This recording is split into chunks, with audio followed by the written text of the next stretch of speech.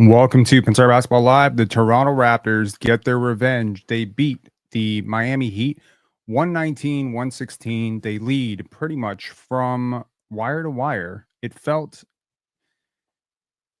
like a game of runs. I think the Toronto Raptors absolutely got some incredible performances tonight. 37 points for RJ Barrett, who was absolutely instrumental in driving the Raptors offense tonight. I think he made a lot of really good decisions without the basketball, which allowed him to put the basketball in the hole at a very efficient rate.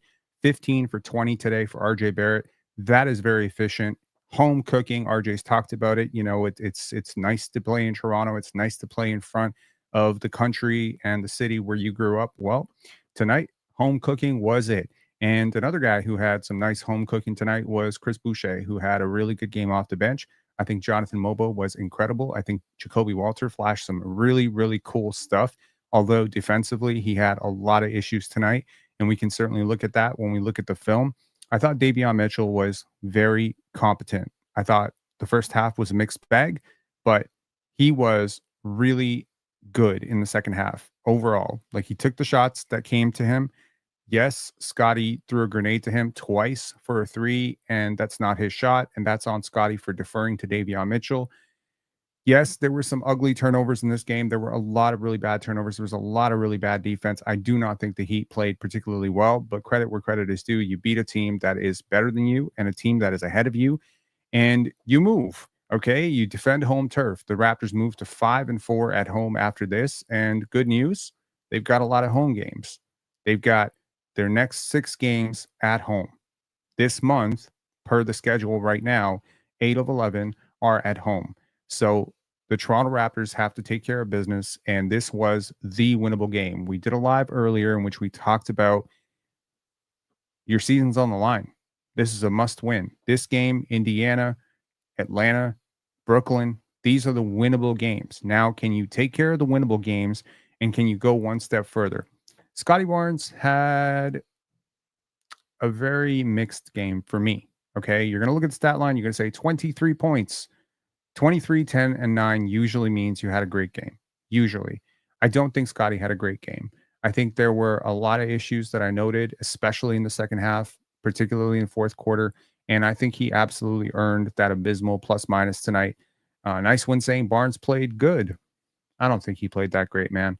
He had some incredible moments, but there were also some abysmal moments. And if you're the team's franchise player, if you're the star, you cannot defer the way that he deferred in the fourth quarter. You cannot be as unenergetic and as unenthused to play basketball as he was in the fourth quarter.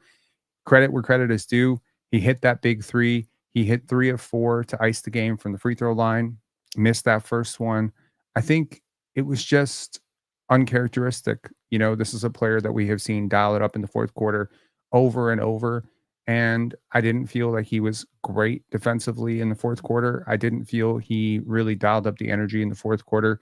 And the team really needed him to the point where the unit with him really struggled. And the minute they went to the bench and they put RJ Barrett in place of him, it's like the offense suddenly started going again.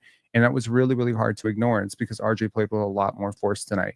We're not going to go into the RJ versus Scottie debate that, you know, he who shall not be named would like to consistently have. But I do think that RJ outplayed Scottie handily tonight. There were some ugly turnovers. And again, this is the cost of deferring offense to not your best player. Okay. So there was a point where Alvin Williams consistently was just harping on how Scottie needs to get the ball to the hot hand. Well, it's one thing to have RJ finish possessions. It's another thing to ask him to initiating possessions from a standstill when he's already pretty much being guarded about as well as you can guard him. And it's just tough because it resulted in one turnover, which was a live ball turnover, which resulted in the Heat scoring the other way. And then it also resulted in a shot clock violation in which RJ just did not see the clock and then threw the ball to Scottie Barnes as the clock expired to 0. It was just tough. Okay. And there were multiple plays. You know, I think it was without RJ on the court. I apologize if I'm lagging a little bit. The Wi-Fi is absolutely abysmal right now, and I don't know what to do about it other than to sue Rogers for this atrocious internet. But There were a couple plays where RJ was not on the court and Scottie could have been perhaps a little bit more forceful driving to the basket, or at least looking to initiate his, or looking to finish the possession, and instead, immediately sucks the second defender and then throws it out to Davion. And it's just like, yo, Davion is open for a reason.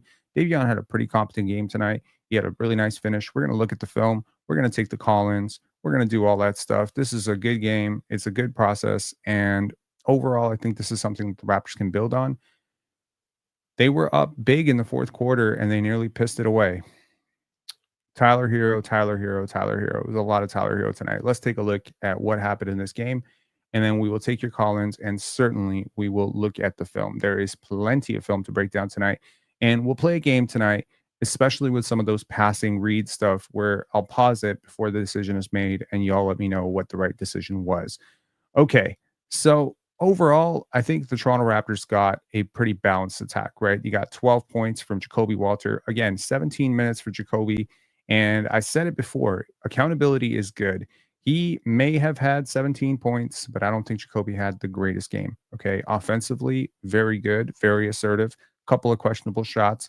I think most of those were makeable shots. Missed a couple threes, no problem. Absolutely no problem. Going 2 for 4 from three is a welcome sign, and making two is good. But that negative 12, they tell you not to look at single game plus minus, but he got badly outplayed tonight, in my opinion. And Davion Mitchell pretty much took his fourth quarter minutes, and I don't even think I'm mad at it. Davion went 1 for 5 from three. You might look at that and say, well, I don't know about that. But Davion was a plus 20, and I think that he absolutely earned it, right? He was pressuring the basketball. He was one of the only players who really did something about Tyler Hero. And I think, the Raptors consistently fell asleep on Tyler Hero, Duncan Robinson. And I don't think the Heat made a lot of makeable shots tonight. Okay. They got 3 for 7 from Terry Rozier. Jaime Jaquez continues to struggle from three this year, 0 for 2 as a bit of a sophomore slump. But Tyler Hero going off for 6 of 12. Jimmy Butler goes out late, possibly injured. We don't know, but he didn't really provide a ton of push tonight. It was really the Tyler Hero show. I would say that Tyler Hero's teammates let him down tonight. Bam Adebayo with 20 points, but 13 points on 13 attempts. He was not nearly assertive enough. And again, defensively, he did a lot of good stuff. He also got blown by a few times. He also, let RJ finish around the basket a lot. He also turned the ball over a lot. So sometimes you can't really look at those 20 turnovers and say 20 rebounds and say, oh, wow, Bam Adebayo had a great game. Maybe for your fantasy league, but I don't think Bam played up to his standards. I don't think he's played up to his standards all year. And off the bench, the numbers don't really jump out at you. There's not a single double-digit score off the bench, but I really genuinely believe that the bench played their butts off, specifically Jonathan Mogbo, who had 2 big-time offensive rebounds on the same possession. He had 3 points, 7 rebounds, 6 assists. At one point, he assisted 3 baskets in a row for Toronto. For some reason, gets 14 minutes tonight. I would have genuinely given him some of Scottie's minutes tonight. I would have given him some of Ochai's minutes tonight, some of Jakob's minutes tonight. I would have given him some of Boucher's minutes tonight.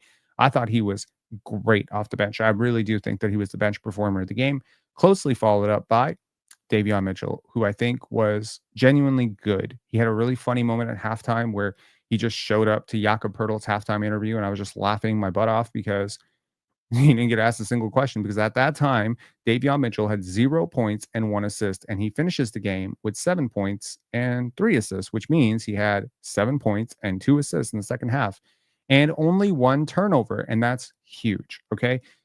That's big because Davion's been turning the ball over like crazy. And this was a good change of pace for him. In terms of, the team stats, the Raptors make the 30 assist mark. Great. They do turn the ball over a lot. They concede a lot of points off those turnovers. They get into the paint. We saw a Jakob Pertl jump shot. What? But it was one-handed, and it kind of looked like Kevin Ducksworth. But, you take it. The Raptors shoot 53.4% from the field, and largely that is due to the significant efficiency of RJ Barrett, who was crazy tonight, right? I mean, RJ Barrett, in a game that you win by 3, was a plus 15. Okay. And I believe that that's fair because the units with him were really good tonight. He had 4 turnovers, 2 late, but overall he kept his turnovers down relative to how much usage he had. I guarantee you, I haven't looked at the advanced box score, but I'll guarantee you RJ is like north of 7 or 8 box plus minus tonight. He was really good. And 15 for 20 is the type of efficiency you want. 3 for 4 from 3 is, again, 75% from 3 on only 4 attempts. You know what? He was like, okay, y'all not going to stop me at the rim. Jimmy Butler, you're not stopping me right now, right? Bam Adebayo, you're too late. Duncan Robinson, you're too slow. Tyler Hero, you're too small. And he just put his shoulder down into their chest and he finished at the rim like over and over. He back cut them to death. And the Heat play a lot of zone. And the Toronto Raptors dissected the shit out of that zone. But one of the major ways to zone bust is obviously shooting threes. Another one is if the zone is not correctly assembled, just drive down the middle. If they're going to give up those gaps and they're not selective, if they're not correctly sealing those gaps, and RJ Barrett is just able to get downhill at will.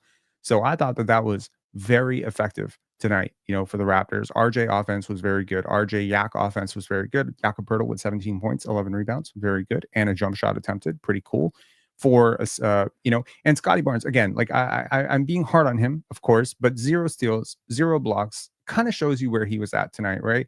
I don't think that the energy was nearly as great as the process was, right? Like I would have liked to see a little bit more from him. 9 for 17 is not a bad. It's not a bad shooting night. It's not a bad shooting night at all. It's not. It's not that he had a bad game. It's just he left something on the table, and his team won by 3. And I believe that had he not left it on his table, his team would have won by 25. And that's the gap between Scottie dialing it up and Scottie kind of just being like, okay, let's get this game over. And I don't understand it at all. I really don't. I don't know if he's hurt. I don't know if it's like there were some turnovers that were just like egregious. There were some plays where he just sort of died on the rotation and he was like, you know what? No, I'm not rotating. And it's just like you just don't see that this season. This season, you haven't seen a lot of that from Scottie. I think the only game where you could say you saw that was the opening night. Again, this is the magnifying effect. Okay. If you're going to be the franchise player, if you're going to be a max player, if you're going to be the guy who everyone is calling the face of the franchise, if you're going to be the guy that I'm coming on here saying is a superstar, you got to do more. Now, again, box score watchers and parlay watchers are going to be like 23, 9, and 10. What are you sweating it for?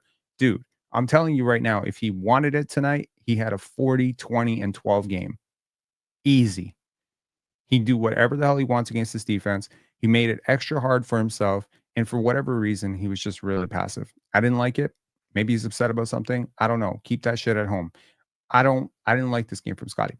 There you go. I was just gonna keep it a buck. A buck is a buck. Okay. So keeping it rolling. Let's look at some of the film. Again, some very cool stuff from Scottie Barnes, like from the process perspective, some very interesting handle flashes. Like it wasn't all bad. I just think you can do more.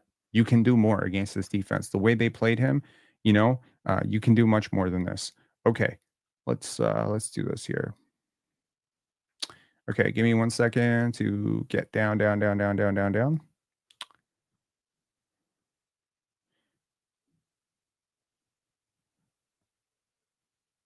Unfortunately, I'm not going to be able to see the chat while I'm doing this. So if you're going to tell me that I accidentally left some audio in, I'll apologize in advance and try to move through these pretty quickly. Okay. So again, when we talk about Jacoby Walter, right? And again, a lot of people might look at this and say, hey, Jacoby had a lot of really good offensive possessions. Why is he getting only 17 minutes? Well, this is part of it, right? Getting beat on this drive, and Jakob does not do a lot to assist there. Not that he really can in that situation, but I'm lost. Okay. So, oh no. Okay. Technical difficulties. Thankfully, my messages are now on the internet. Great. Okay. This is another defensive breakdown. Again, I had a lot of issues with the second, with the first half defense. I sincerely believe that the Raptors around halftime, I was like, this team is just not playing well enough defensively to win this game. Thankfully for us, the Heat weren't playing well defensively either. Okay. Again, RJ Barrett has to help. Ochai Baji has to manage this drive. Someone's got to help here. When you get beat, you need some help here. Again, this is projected. He's already driving. Okay. I understand Hayward Highsmith, Scottie Barnes. I think his man is coming back. So he's maintaining some floor balance. But Jakob Pertl, if you're the low man, you got to help. Okay, I'm sorry. Like you're not a shot blocker, RJ Barrett, but you got to help here. And then that's going to be on Jakob Pertl to rotate out to Hayward Highsmith. But you cannot allow a clean drive to the basket. I understand, disorganized collapses, in the middle, but that's why you need to keep your man in front of you. Again, Jacoby Walter, Jacoby Walter, Jacoby Walter. You cannot help off of Tyler Hero. If he's going to look at this film tomorrow, he's going to say, "This is why I got benched in the fourth quarter." Because I understand wanting to help Jakob Pertl, but you cannot help off of Tyler Hero. Okay. And here, Tyler Hero gets an open shot. And again, this is all first quarter stuff. And this is how a shooter gets going. Tyler Hero has been the best player for the Miami Heat thus far this season, offensively. And yeah. Okay. Now, Jacoby is going to he dribbled this ball up the court and called his own number, right? And some people are going to have an issue with this. I personally don't care. You're attacking a weak defender. You probably got fouled on that play. You're a rookie. They're not going to call it. But Jacoby gets to the line at will, and I had no issues with that shot. I do have issues with that defense.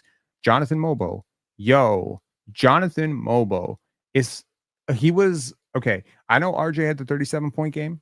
I know Scottie had a near triple double. My favorite player tonight was absolutely Jonathan Mogbo. Like, look at this. He just turned this game around with his energy, his hustle, and his just amazing process. Like here, RJ's going to miss this dunk.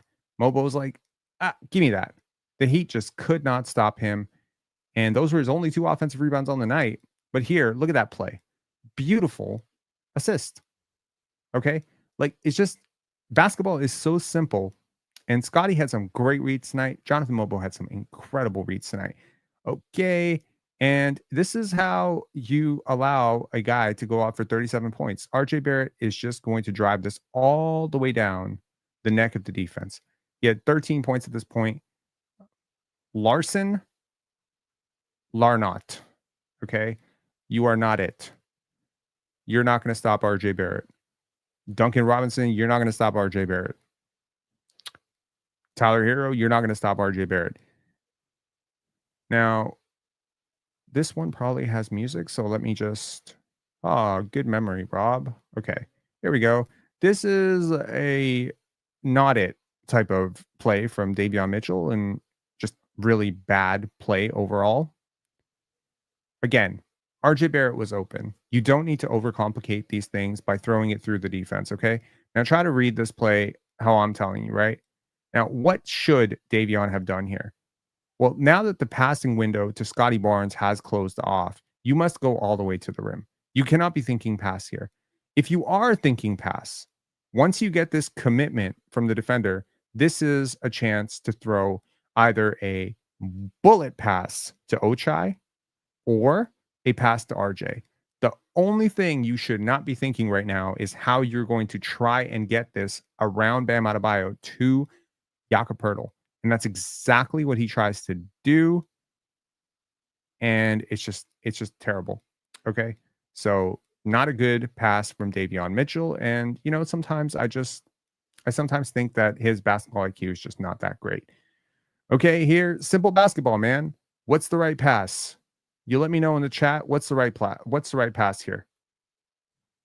Scottie has the basketball. What is the right pass? Is the pass to pass out to Davion? Is the pass to pass out to Jamison Battle now that Larson has sort of turned his back? Or is the pass a no look to Chris Boucher? See, the minute he projects this, Bam is the type of defender that he could actually recover. So he doesn't project this, and that's a great pass from Scottie Barnes. Awesome. Okay. Now, this is more awful basketball from the Raptors here. Okay. This is crazy. Okay. So here, Jonathan Mogbo is going to pass out to Davion Mitchell. And Davion you got 4 seconds. So this is more than enough time to make the final swing to Scottie, because you're not a shooter, and Scottie has been shooting pretty well over the last few games. But instead, you take this contested shot, And again, I can't figure out what's funnier, right? Jonathan Mogbo thinking this is going to go in because he's got his hands up for the three. He's like, this is going to go in.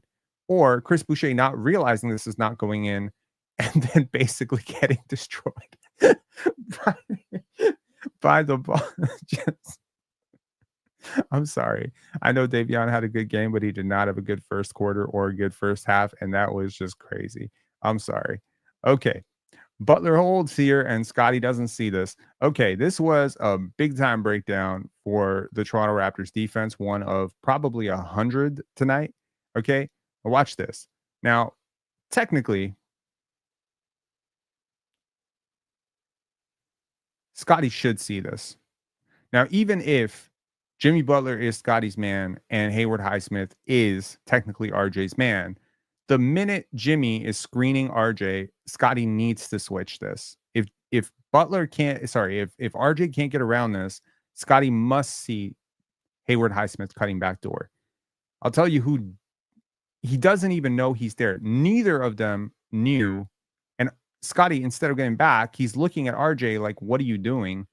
But the question is, what are you doing? Because you're guarding nobody, Scottie Barnes, and you need to see that. I understand peripheral vision might be challenging right now with the goggles. Someone's got to call this out. Someone's got to see this. And the problem here is that I know that Jakob Poeltl and Scottie Barnes didn't see this. Okay? I understand that. I get that. Okay? This is a massive breakdown. But RJ Barrett absolutely has his face turned to Hayward Highsmith. He has to call for help. Help, help, help. Okay. To the point where genuinely at this point, Ochai, Scottie, Davion, and Jakob Poeltl do not know that they are playing 4-on-3. That is a troubling amount of court awareness and court mapping from this team. And if you need the cheat sheet, yes, Hayward Highsmith scored on that play. Now, this was confusing as hell as to how Scottie even made this shot, but hey, man, I'll respect the game. Let's do this. Here against basically scores this over Jakob Poeltl. Nice play. Okay. Not generally a fan of those kind of awkward finishes, but okay. And Scottie just went into his bag in the second quarter, right? That was like probably his most productive quarter. And he started doing some pretty crazy things with the basketball. Look at this. Now here, he's not passing to Jonathan Mogbo. He's not going to pass to Jamal Shen, which is good because that's what he did in the fourth quarter. And if this was the fourth quarter, he's passing this to Davion Mitchell. That is about as contested a shot as you are going to find in the NBA. Just take a look. He can't even see the basket. Larson does as good a job as anybody in the world, partially because Scottie's gather on this was slow, clunky, and he did not get enough separation. The fact that he is able to make this shot at all is basically just a testament to how big he is. Really, that's it. That's all it is, man. If he was smaller, that's getting blocked. That's a miss. And again, here, Jonathan Mogbo is going to get beat. Okay. And Scottie has to recover, or Yak has to recover. Somehow, someone needs to stop this Jaime Jaquez drive. The last thing a defense is built to give up is an open dunk at the rim. Now, whether Scottie thinks Mogbo can recover to this or not is irrelevant. You cannot just stand there. I understand you were reluctant to commit because Larson is in the corner. Larson can shoot. However, I would rather an open three for Larson than an open dunk for Jaime Jaquez. That's just not cool. I don't like that defense. That was just not good basketball. Not good at all. Okay, let's move on. Now, this was some saucy handle from Scottie Barnes. Now, this is very, very slowed up. Let me try to speed this up a little bit. I decided to capture in slow motion today just to make everything a little bit less choppy than trying to slow it down artificially. But take a look at this. Nice dribble counter. Now, he passes to Yak. It's off target, and this is going to sail right out of bounds. So I liked the dribble. I hated the pass. Just needs to be a little bit lower. And maybe that's just one of those things where Jakob is just not used to him going into his bag like that. And everyone was just like, oh, I guess he's going to score out of this. And then he immediately froze the defense, passed the basketball to Yak, who had Jaime Jaquez completely sealed. And that's a 7-footer in the paint. It's a good idea. It's just bad execution. Now, this is one for y'all to tell me who messed up. Okay. Now, here you're going to see the Heat get one guy wide open. Who is this on? Jacoby is innocent here. I'll say that much, right? The Raptors just had court balance issues all night defensively. I mean, this is just wide open, right? Larson's just going to get wide open. So who is this on? Whose man is this, right? Well, one of Davion and RJ need to see this, but they don't see it. And I don't know how you don't see it, because Rozier is literally looking at him as he makes this pass. And this is just bad court awareness. And again, it's not the first time, second time, third time, or fourth time that happened. Just really bad. Now, this was a really good, simple read from Davion Mitchell, passing up to Jacoby Walter in the corner. Walter has been struggling a little bit with his jump shot, but he's going to hit this one, and it's nice and smooth. The mechanics are absolutely replicable. It happens, like he's just really good with it. Okay. Now, this play, I could do without this play. Second quarter, Davion Mitchell, right? I can definitely do without this play. Just close that up here. Okay, so let's take a look at the situation. Now, RJ Barrett is wide open here. The Heat have lost him. Jimmy Butler is not necessarily in a position to recover. Technically, Kevin Love is not a rim protector. You're a little bit close to be throwing a lob to Jonathan Mogbo, but I assure you he's athletic enough to catch it. The last thing in the world you want to do is this. And I really don't understand what this was. It's, again, like, it's just silly turnovers. Just a really silly turnover. You think about all the options you have right now. Jaime Jaquez has turned his back to Abaji. There's not enough space, so he will definitely recover. There was a window to pass to RJ right here. Whip this over to RJ. If nothing else, Butler is going to fall out way out of control. And then what's going to happen is RJ is going to drive to the rim, and who's going to be there to help? Kevin freaking Love, who can't block him. So again, this is some of the stuff that, if you're a high level point guard at any level, you got to be able to understand these types of plays. And it's pretty obvious to me that that Davion Mitchell does not understand these types of plays. Okay, now this was awesome. This was awesome. Possibly one of my favorite plays of the game for Scottie Barnes, where he is going to take this screen from Jacoby, take one step, look like he's going to score, and then find RJ Barrett open for the wide open three, and as wide open as he's ever been all night. And he is going to hit it. Great stuff. Great stuff. I called this Jacoby Bryant, okay? Because this was a really impressive move. Again, for a 20-year-old rookie, beating a 23-year-old sophomore off the dribble and then just stopping on a dime. I've talked about it many times. Jacoby's ability to stop is absolutely deadly, and it makes him a potential 3-level scorer down the line and a potential very, very good player in the NBA. Okay. Now, this is a pull-up jumper for Scottie Barnes. Again, he did all sorts of stuff. I'll talk a little bit about some of the positives of Scottie's overall process the last 4 or 5 games since he's come back a little bit later in the live. But yeah, this is the kind of stuff you want to see from Scottie Barnes. I'm not necessarily interested in him getting open layups as the roll man on the pick and roll with Davion Mitchell. I am way more interested or invested in the process of him being able to hit pull-up jumpers off the move. That is way more exciting for me. So good stuff. All right, now let's mute this because this is a hella awkward interview. And I don't really understand necessarily why Davion Mitchell has made it his prerogative to tag along every single interview. But I just found this one so cringe because he just basically chews gum the entire time. And I'm not trying to hate on him. I've just never seen this in Toronto. And I just don't understand what's going on with this or what the purpose of this is because he's been doing this for a few games now. And like he just nods along the entire time as if like Savannah Hamilton's going to ask him a question and be like, "Hey, Davion, how do you feel about your 0 for 2 performance? You have 0 points and 1 assist at the half. Well, how do you feel about that?" It's like, are they calling him into these? And she finally gives him the microphone. He smiles at her and then just walks away. I, bro, I don't get this. This is weird. So I set it to the Song of Silence. Okay. Now, this is a blow by for RJ Barrett, who is just way too up on Jimmy Butler.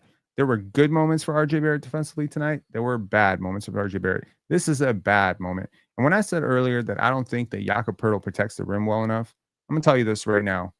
With this much help around you, Scottie there to at least help out on Bam Adebayo, a really good big, like a good defensive big, would be able to stop this or at least make this a lot easier than this. Okay. Actually, I stand corrected. That's a really tough shot. My bad. My bad, Jakob Poeltl. My bad. I should have watched that fully. No, that was good defense. Overall, good defense. I'll give him that. That was just a tough shot by Jimmy Butler. But the collapse starts because RJ Barrett's pickup point is like 42 feet. Jimmy Butler doesn't want to shoot. I assure you, he's not a great 3-point shooter. He's had moments in his life where he's been a good 3-point shooter, but he's not a great 3-point shooter. And he's definitely not launching from 45 feet with, time left on the clock. So there's really no point in giving him that much space when you yourself are not that great a lateral athlete. It's one thing if Davion Mitchell is going to do that, or Ochai Agbaji is going to do that, or Jacoby Walter is going to do that. I don't want Scottie and RJ and Jakob Poeltl. I don't want guys who have slow reactions on the twitchy movements of dynamic wing players. I don't want them doing that 40 feet from the basket. It's just a blow by. Pressure is only good unless the defense can't break your pressure pretty much like in their sleep. You know what I mean? Like that it's that then it's not just pressure, it's just a gimmick. Here, Jacoby Walter, this guy's not shy. This guy is not shy. He will make anything. This is right over Bam Adebayo, puts Tyler Hero in jail, does not give a fuck. And what did I think it was Jakob Poeltl say? Like, it's okay, this is just weird. Okay, I know that Scottie's gonna get this turnover, but what is RJ doing here? This was just a strange basketball play. Like, who are you setting a screen on? And because you impede his progress, and now Scottie can't see behind him because possibly the glasses or because he's just half asleep right now. And this is going to be a turnover. It's just a weird play. And you notice something like that. And you're like, I don't think I've seen that many times before in my life. And I haven't.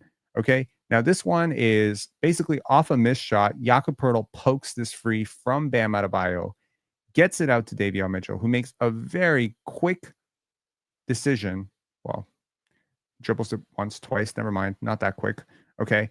And passes it over to RJ Barrett, who is contested by Jimmy Butler. Butler just says, well, we'll let you shoot. Big mistake. That's an open 3 for RJ Barrett, and RJ's going to make it. Okay. Now, this is me wondering if 45 is cooking. Davion Muse said, don't post him, bro. You're weird. So now Davion Muse is blocked. Okay. Yeah, I don't like these Muse accounts. I don't like Barnes Muse. Any of those Muse accounts are just weird. They're a whole bunch of like 12-year-olds running accounts, and they're all weird. Okay. Here, Davion Mitchell bumps Duncan Robinson. Robinson basically breaks his ankles by himself, and Davion Mitchell with the reverse. Nice. He actually hit it. I did not expect that to go in. I'm going to be really honest. At that point, I had very, very low hopes for Davion Mitchell, but he hits it. Now, this is following an assist that was a little bit of a clunky assist to Ochai Agbaji. Watch how Jonathan Mogbo processes the court. Now, he doesn't project this. He's looking at Davion when he makes this pass to RJ Barrett. And RJ Barrett is going to make a very good move here. And what are the Heat defense doing? That, like, Jimmy Butler was drunk. Like, what is he doing? I've never seen a team do this. I mean, I've seen teams do this, but usually it's like Indiana. Okay. Like, what the hell is this? Kevin Love is just like, yeah, sure. Take the open layup. Amazing. So good job exploiting that absolutely terrible defense there. That was awesome. But better job by Jonathan Mogbo for seeing that. And here, Mogbo is going to drive into the paint. He's going to get 2 feet in the paint. And then he's going to make a pass to a streaking Chris Boucher, who is just going to be like, excuse me, I'm 6'10", and y'all are really small, and you're not going to stop me tonight. And that's the process, man. Jonathan Mogbo was basically a point guard out there for the second unit, and I think he did a great job. Now here, RJ Barrett is gonna dial up to Davion Town for 3, and it goes in. This was amazing. Great. Good stuff, man. You wanna track the defense.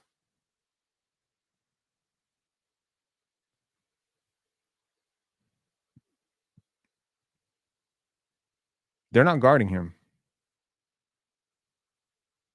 Davion hasn't been guarded from 3 the entire season. I think he's been guarded like 2 shots, maybe the entire season. Duncan Robinson said, "We're not guarding you. The league has told you they're not guarding him. So keep shooting and make them."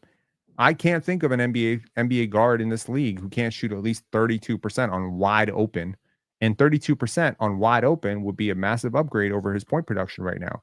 Now, here's another one for RJ Barrett. Again, just absolutely shredding this Heat defense. Bam Adebayo is a little bit slow-footed, a little bit late there.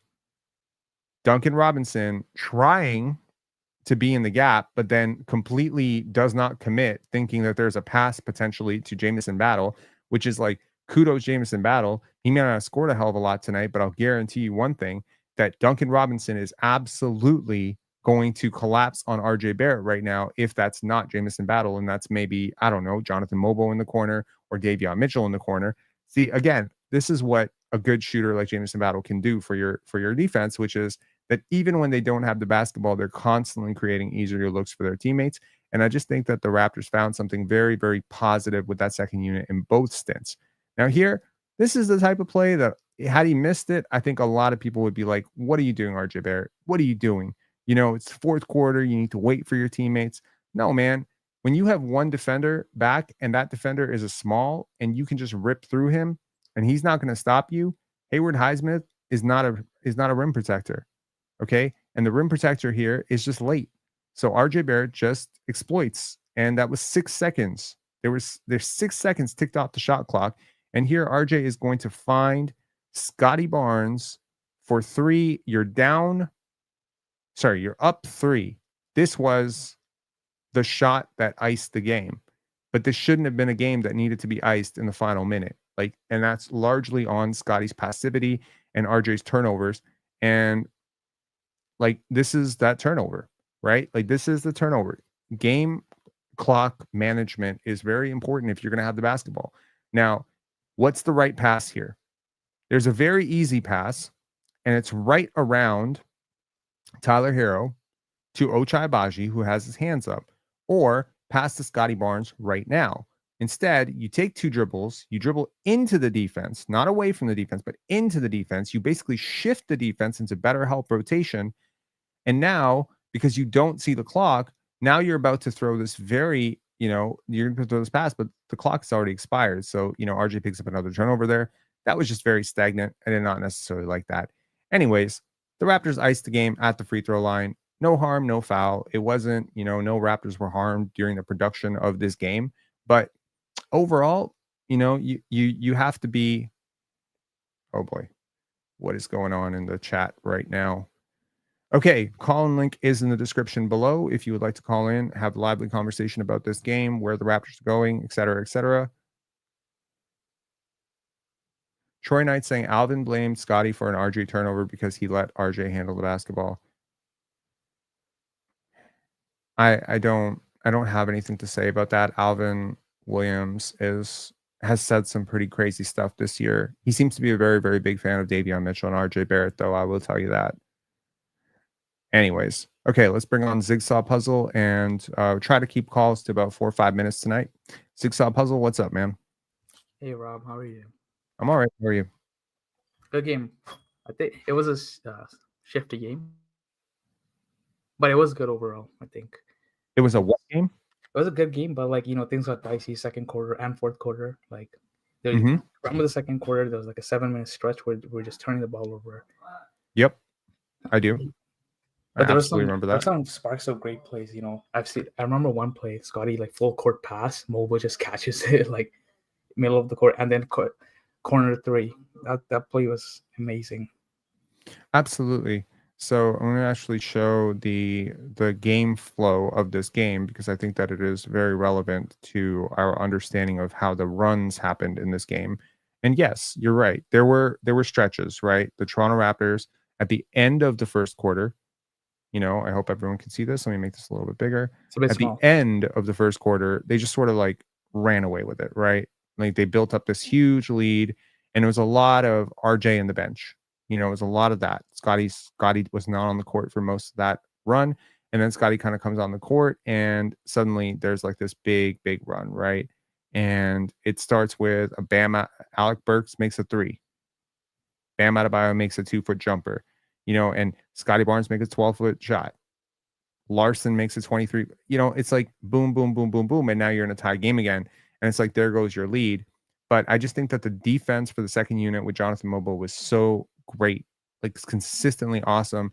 And Davion Mitchell really was a very big upgrade tonight on Jacoby Walter. Now, obviously, like I think the process of Jacoby is awesome. Like I think he's just generally a very talented player who's going to have a very, very long future in the NBA. And that's a lot more than I can say about Davion Mitchell. However, tonight, Davion provided more defensively. And I think that was a huge part of why that second unit did well. Yeah. Uh Kobe had like an Jacoby had like a nice what do you call it? He's fouling, but like I think it's like learning process. Some of these fouls are like they don't happen if he goes through a few more games. What do you mean? Like the fouls that he got called for, I feel like they're like very small mistakes. Like he's just reaching in and they're jumping up for the shot. I think a couple times that happened when I saw. Yeah, that's a foul. Yeah, but like I feel like if he has the right habits, well, he's gonna build up over the games. I feel so. I think he's not gonna foul on those. He's gonna like know like when to not foul and where to. I mean, where they might draw a foul and they won't. If that makes sense. Mm-hmm. Absolutely. And I don't like Yak. Like he's great on offense, but then on defense, he's just a pile on at times. Like this it's like I think it's like on the screen, like that run that the Heat went on the second quarter. It felt like Yak was the help defender on the screens, so Shed or Jacoby would get hit on a screen, right? But Yak is playing drop cover, and like they get wide open looks, and that's some of the plays that what it looked like to me that thing was getting Yak wasn't covering, right? Because he's playing drop coverage and like they get wide open looks. Okay. I think if Yak was a bit more, I don't know, less passive, I guess, then I think those plays don't happen. Like the breakdowns are like you have to have someone that has to back up this guy that gets screened, or they have to communicate. I don't know if they're communicating, but from what I saw, it looked like he wasn't. They weren't covering the screener, like the we call it the popper. Sorry, they weren't covering the guy that pops on the screen. Gotcha. Yeah. What'd you think of Jacoby's game tonight? He's good. Like shot making wise, he's got good selection. I can't say the same about like RJ had like 35 or something tonight, but 37. his and like he makes RJ like he doesn't make the mistakes RJ makes sometimes, if that makes sense. What mistake did RJ Like make? when he's I mean, apart of those 2 turnovers notwithstanding at the end, what mistakes do you feel RJ made offensively tonight? second quarter, I think. He drove into like 4 guys and he doesn't pass it. He just tries to shoot through like 2 guys and he bricks it and then they kill. But I think it became a turnover play in the second quarter. Sorry, if that makes sense. Makes sense.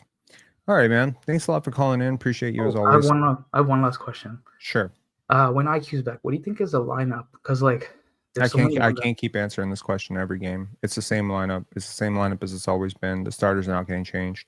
Ochai is going to stay on the bench. Grady is going to stay starting. That's their lineup. You're not making You wholesale don't think changes. Jacoby's gonna start? Like after IQ's back, like Jacoby, IQ. Jacoby starting over Grady? No, that's not going to happen. I don't know, man. He's really good defensively. I feel like he would be less of like he would have less problems compared to Grady defensively. Because like right with IQ back, it's gonna be two guys that are bad at defense. And Look, I'm a fan of internal competition in general. Like I love it. I love that Grady and Jacoby can push each other for minutes, and I love that Darko is going to have on a game where Grady's not bringing it defensively. Boom, go to Jacoby, play Jacoby 28 minutes off the bench, and cut some of Grady's minutes. I just think Grady is guarded a little bit differently than Jacoby right now.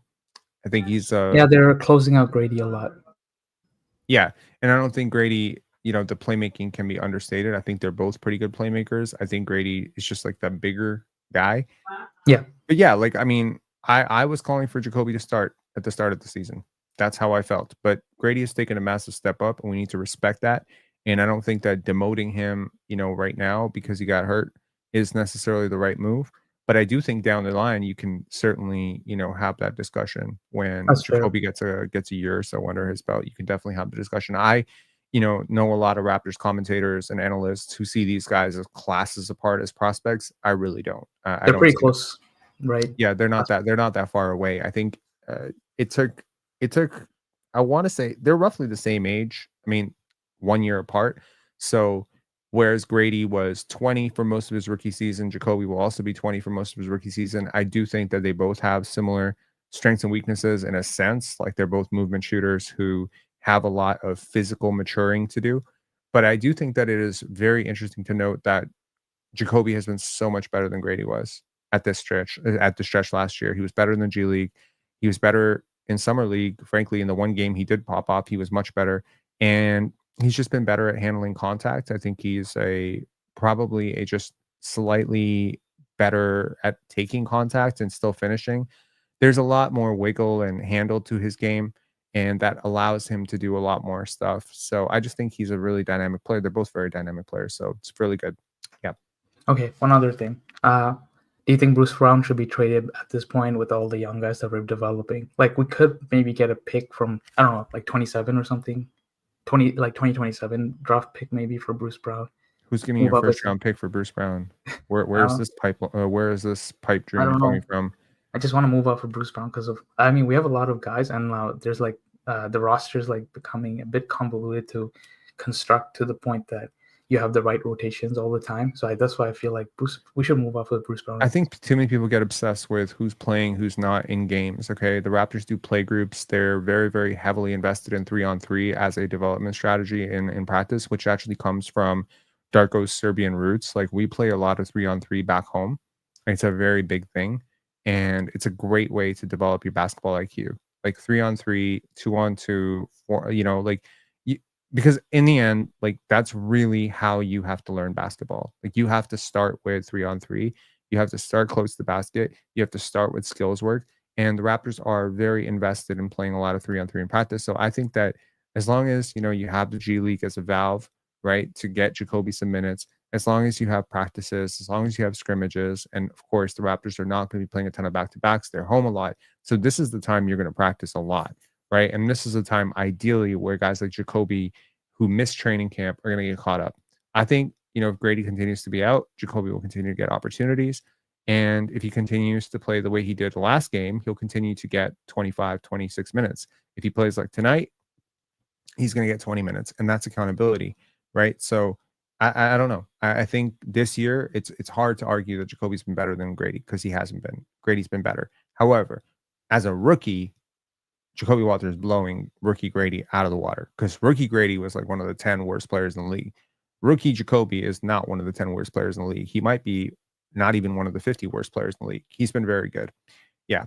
So, I mean, I don't care about Bruce Brown. Bruce Brown plays for 2 months and you shut him down for the year. I don't care. It doesn't matter to me too much. As long as we're not completely icing guys out of games and we're just like, okay, Jacoby, you're not playing any basketball this month. Like that's never going to happen though, right? And That's again, what I hope for. like the Raptors shut down Grady for a significant amount of time last year. If you remember, they weren't playing him. He wasn't really in the 905. we're all like, what's going on with Grady? He's not playing in games. And they're like, strength and development program. We need him to get better. There's a million ways guys can get better. Last year when Scottie Barnes got injured, according to people inside the organization, he got a lot better as a leader. He got a lot better as a ball handler. So yeah, like, he can't use that hand, but maybe he can use the other hand. He can't do that, but he can do film work. So the Raptors don't just stop developing because a guy is injured or because he's out or whatever. Like Jacoby, when he was out, he was still very, very much kept up to date with everything that was going on with the Raptors. So I just think that's important to realize that just because Bruce Brown comes back and Jacoby gets fewer minutes or Mogbo gets fewer minutes, it doesn't mean long term it means anything. It just means short term there's a priority to potentially exhibit Bruce Brown and Davion Mitchell in case of trades. Yeah. Anyways, man, thanks a lot for calling. Appreciate you. Okay, take it easy. Yeah. Okay. So to respond to this very generous super chat, thank you. Our first super chat of December, our last month of the year. Recruiter dude, RJ giving me Morris Peterson vibes with his home and away Jekyll and Hyde shit. I don't love his synergy with Scottie, and they tend to get in each other's way, I find. Well, it's worth saying that he had 2 pretty good road games to close out the road stretch. So I think that that's worth saying that by his road standards, the last 2 games were pretty good.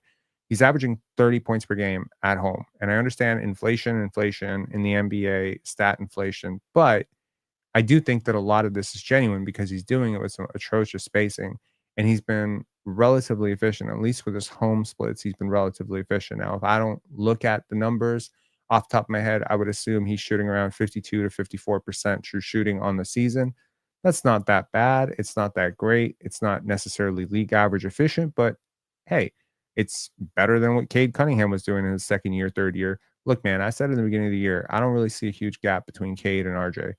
I don't, and the difference might be court processing in general a little bit, but as long as RJ can try a little bit on defense, I don't really care. I don't really mind, him being on the team at all. I think he's fine. And I do think that him and Scottie do have a my turn, your turn type of way of playing. And there are certain players who have maybe a little bit more natural synergy than with Scottie than RJ.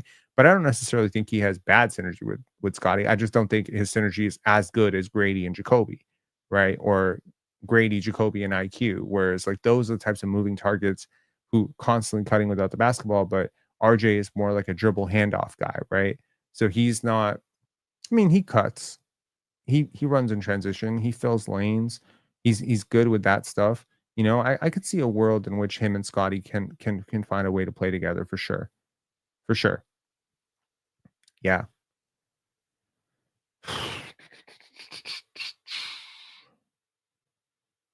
Okay. So to speak on dynamicism in the NBA and just generally speaking, like what it takes to be a good offensive player and why sometimes one-dimensional offensive players are easier to shut down. So I think that a lot of people have maybe been wondering about Scottie Barnes, right? And I promised later that I would talk about the process of Scottie and sort of generally what I've been seeing from him when he's come back, since he's come back with the goggles. And what I'm seeing is a player who is a little bit less predictable than he was in years past, right? It's not just all the same thing over and over and over again. It's not, okay, get in the post. Okay, sometimes he's going to get in the post, he's going to seal his man, and then he's going to turn around and do one of those jump hooks. Sometimes he's going to demand the ball in the high post, take a couple dribbles, and then do a turnaround fadeaway. Cool. That's different, right? Sometimes he's going to get collapsed on a triple team on the baseline, and he's going to swing it opposite corner to Ochai Agbaji and find a three like Nikola Jokic. That's good too. Sometimes he's just going to take it in the full court, like, in transition. He's going to cross this guy up and he's going to go all the way to the basket. But sometimes he's going to stop short and pull up from 29 feet. Like it's getting more dynamic. Do you know how RJ Barrett is going to score on most possessions? Yes. He's going to barrel to the rim or he's going to do a dribble hand up. Like it's just not as complicated an overall scoring package. When you look at Kawhi Leonard, right? When you look at Giannis Antetokounmpo, what is the gap between those two players apart from their physical measurements? Giannis is far more predictable. He's a far more predictable basketball player. Giannis is basically going one way all the time. If he doesn't do that, then he's going to pull up for a very ugly ass jump shot from about 12 to 13 feet. It's going to be left-hand finish, dribble gather, Euro step, etc. The difference is you just can't stop Giannis, right? I think most defenses are equipped to stop RJ Barrett. Most. Some have not. But as the gaps tighten, as teams play better defense, it becomes harder and harder to succeed over double and triple teams. Okay. You need to find ways to create separation. Separation can be created through your basketball IQ naturally. You can spot things that other people can't faster than they can process it. There's also the element of athleticism. If you're bigger, stronger than people, it doesn't really matter if they get in your way. You just go right through them. You go over them. That's the Shaq formula, the Giannis formula. Ultimately, stars in the NBA have predictably they've been very different. Chris Paul is not Magic Johnson, is not Michael Jordan, is not, we've gone on this rant before. They're all different. But when you consider it, they all have certain elements in common. And Scottie really doesn't share a lot with a lot of stars because for a large part of his life, his game has been very predictable. I can pretty much tell you with some degree of certainty when he crosses the half court line, whether he's looking to score or pass. I can tell you for sure that he's not pulling up from three because that's not really his game. I mean, you can go through his entire rookie tape and you're not going to find 6 pull up jumpers from 25 feet. He was a corner standstill shooter. Again, not a good one, not a great one. So you're not that guarded out there.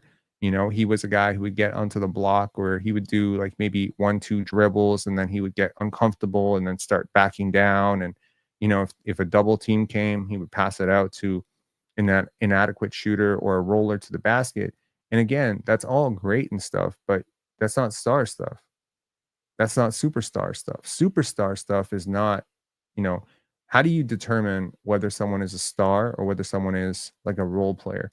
Largely, it's at least part of it is how much of your offense are you generating?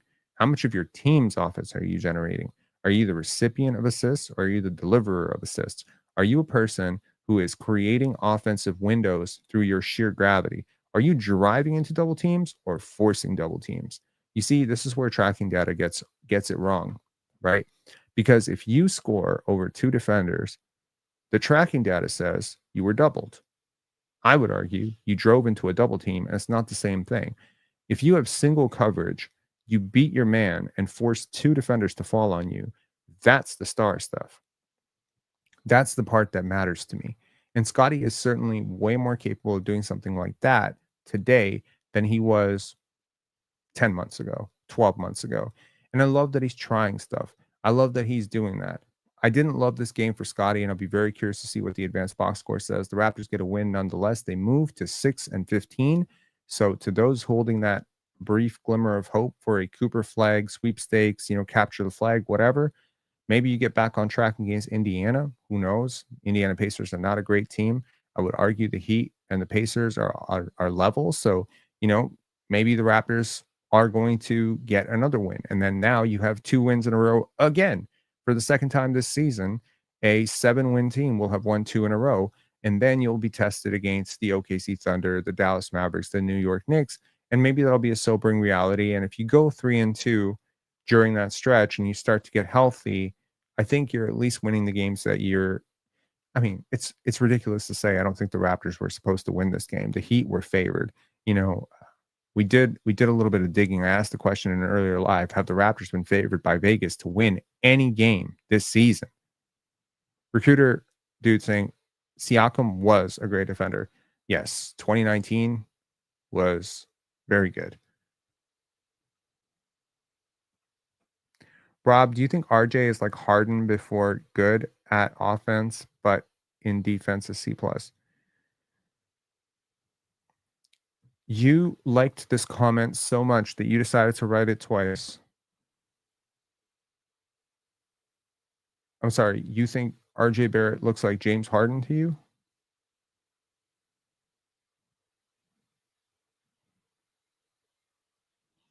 This is the 3rd time in like 6 lives that I have just been stunned speechless. That's amazing. That's a very special observation and quite.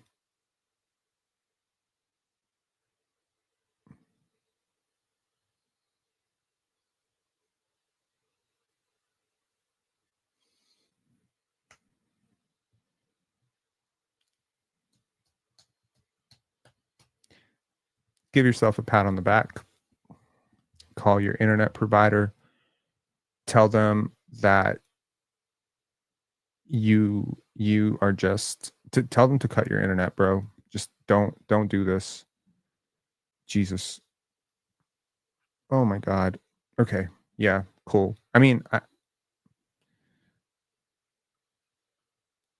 jeez, bro.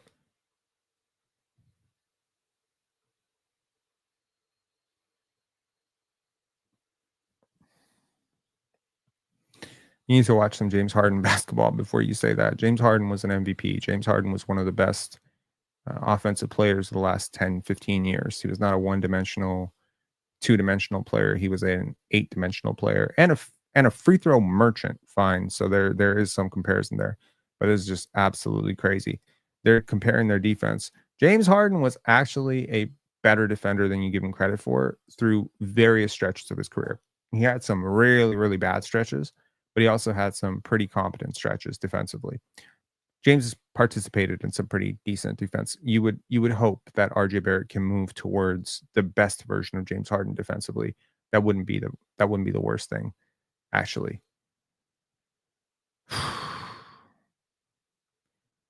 Dario 22 saying Scottie's eye looking better. Wonder when he'll be able to play without goggles. Yeah.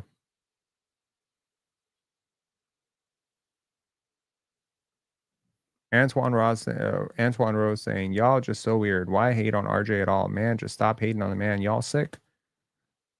Antoine Rose having a complete meltdown akin to, I don't know, leave Brittany alone. That dude. That's what I think when I hear this.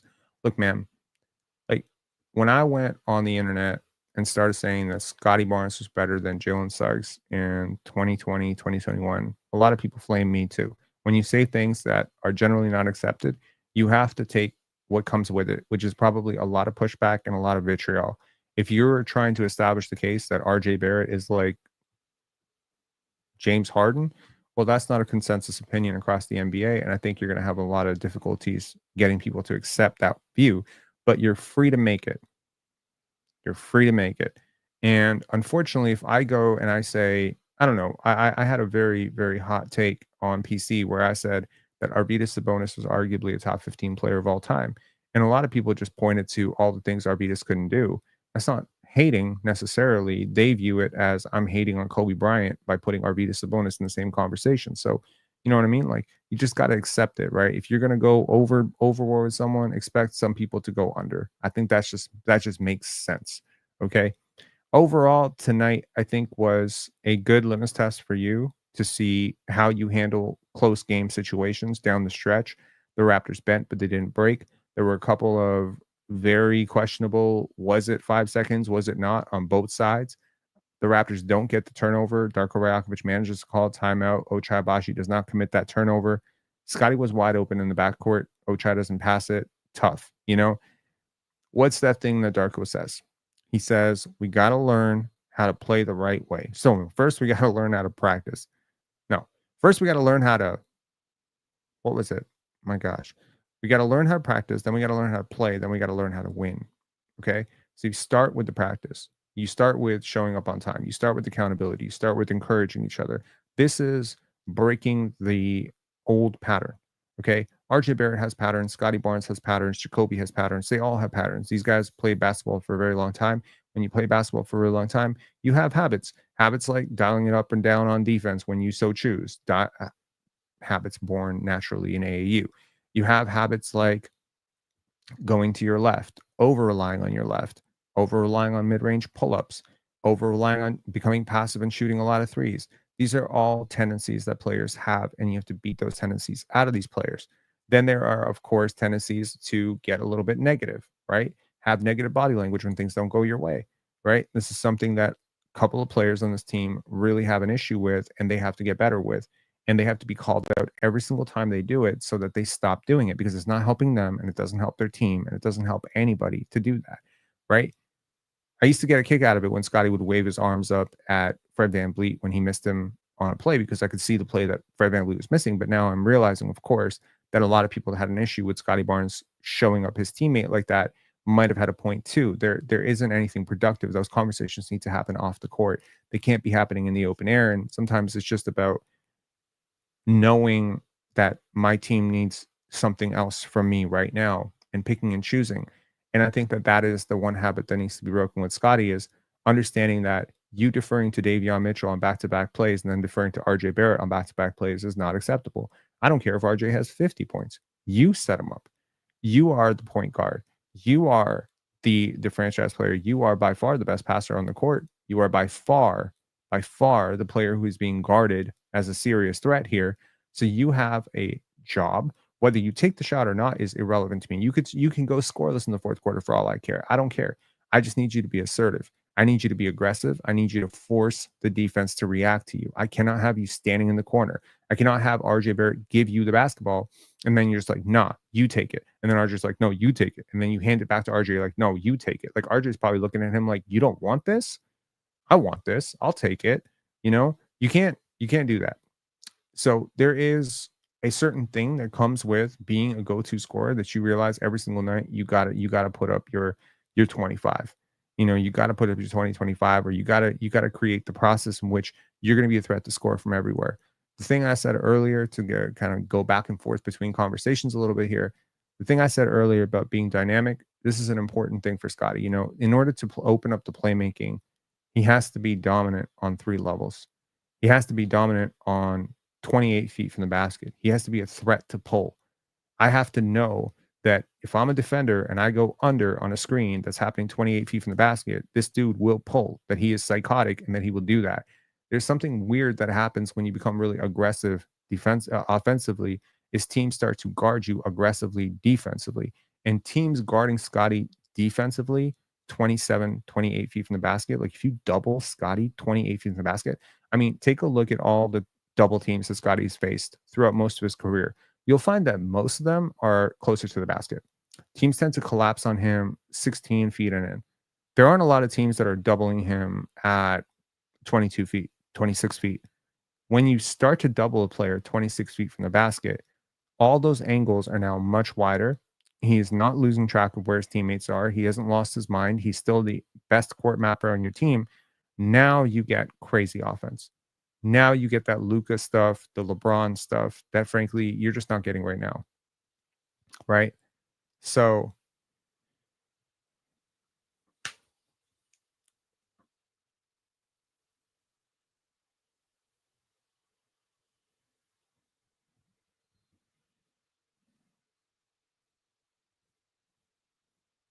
someone tell me, how old was Pascal Siakam when he won a championship?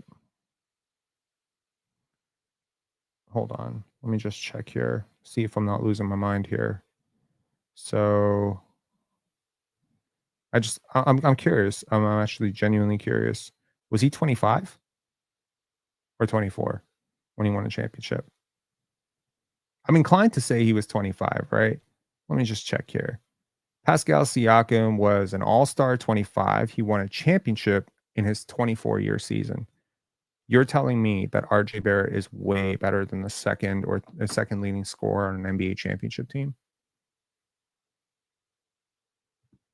Good for you, man.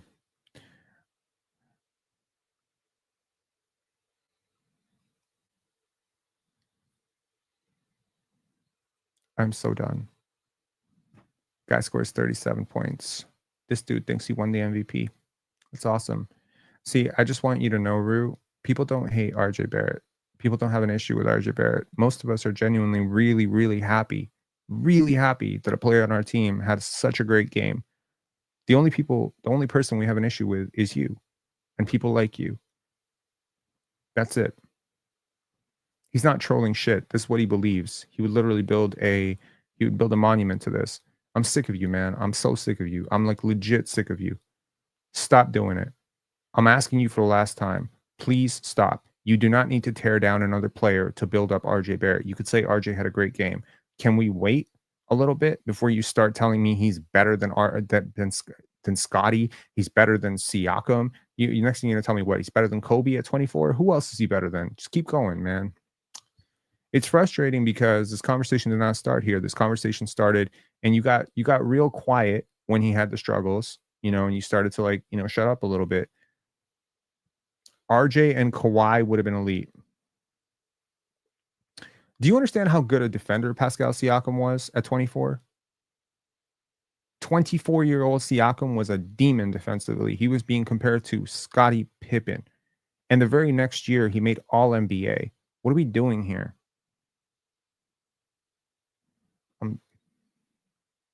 Davion got the chain tonight. Pretty cool moment between him and his teammates. Oh, brother. This chain being a motivational tool is so weird to me. He was by far not the best player tonight. Who deserved the chain tonight? Jonathan Mogbo deserved the chain tonight. If Jonathan Mogbo didn't get it, it would be RJ Barrett. If RJ Barrett didn't get it, it should have been Scottie Barnes. No, not Scottie. If maybe Chris Boucher. Has Chris Boucher already gotten the chain tonight? He played pretty good. I don't know. I didn't find Davion's game to be chain worthy, but hey, I think Darko's probably looking at it like, dude, 7 points. He's probably not going to score 7 points again. So let's just let him do it. Okay. Davion was plus 20. That's a pretty casual way of looking at it. I agree though. I think he did a great job. And I think most of the plus 20 was just how much better he was than Jacoby tonight, to be honest. Give it to Jacoby? Absolutely not. No, absolutely not. No. 24 Siakam is better than 23 Barnes. No, he's not. No, he's not. But cool. It's cool, man. Some people see what they want to see, and that's cool. I don't really have to convince everybody of everything. I guarantee you there isn't a general manager in the world that would take a 24-year-old Siakam over a 23-year-old Scottie Barnes. But that's cool. Law saying, hi, Rob. Wanted to say thank you. Me and my brother used to watch your videos together. I haven't heard from him in 10 months. I'm in United Arab Emirates right now, heading to Egypt tomorrow and attempt to go to Gaza to find him. Oh, wow. I'm really sorry. Really sorry to hear that. I hope you find your brother, man. That's heartbreaking.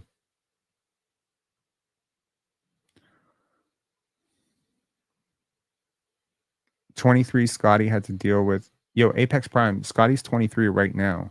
What do you mean had to deal with Fred VanVleet? Hasn't dealt with Fred VanVleet for 2 years. Anyway, see, unfortunately, conversations like this always devolve into this because, RJ Barrett's going to have 37 points. And it's almost to a point where, like, you don't even want to read the chat after certain players have good games because you're just like, I want to be so happy for this player, but I know these people are going to make it way more than it really is. RJ Barrett is averaging 30 points per game at home this season. The Raptors are 5-4 at home. It has been really good. Chris Boucher, there's a lot of players on this team that have been better at home.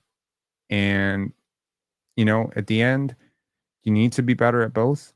And I saw some encouraging signs from RJ in his last 2 road games. I will not devolve into an RJ hater because of how annoyed I am with you.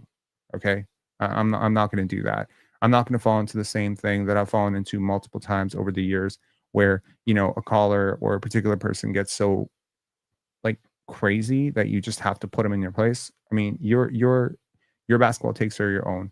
You don't get to hijack the chat with your RJ talk, and that's cool. Like if you think RJ is the best player on this team, as you have clearly told us for many months now, that's cool, man. Have it. That's cool.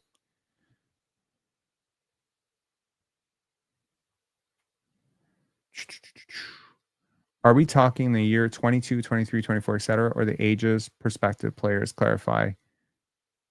Oh, I think we are. Well, clearly we are talking about the ages because they said Pascal 24, right?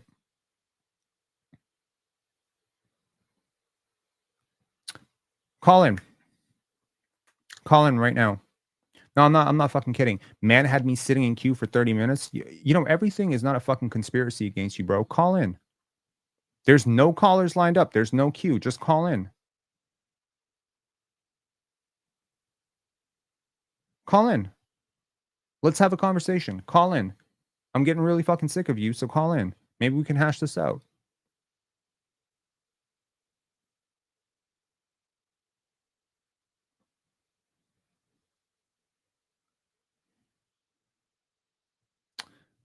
You're with your son right now. You can't. I don't believe that.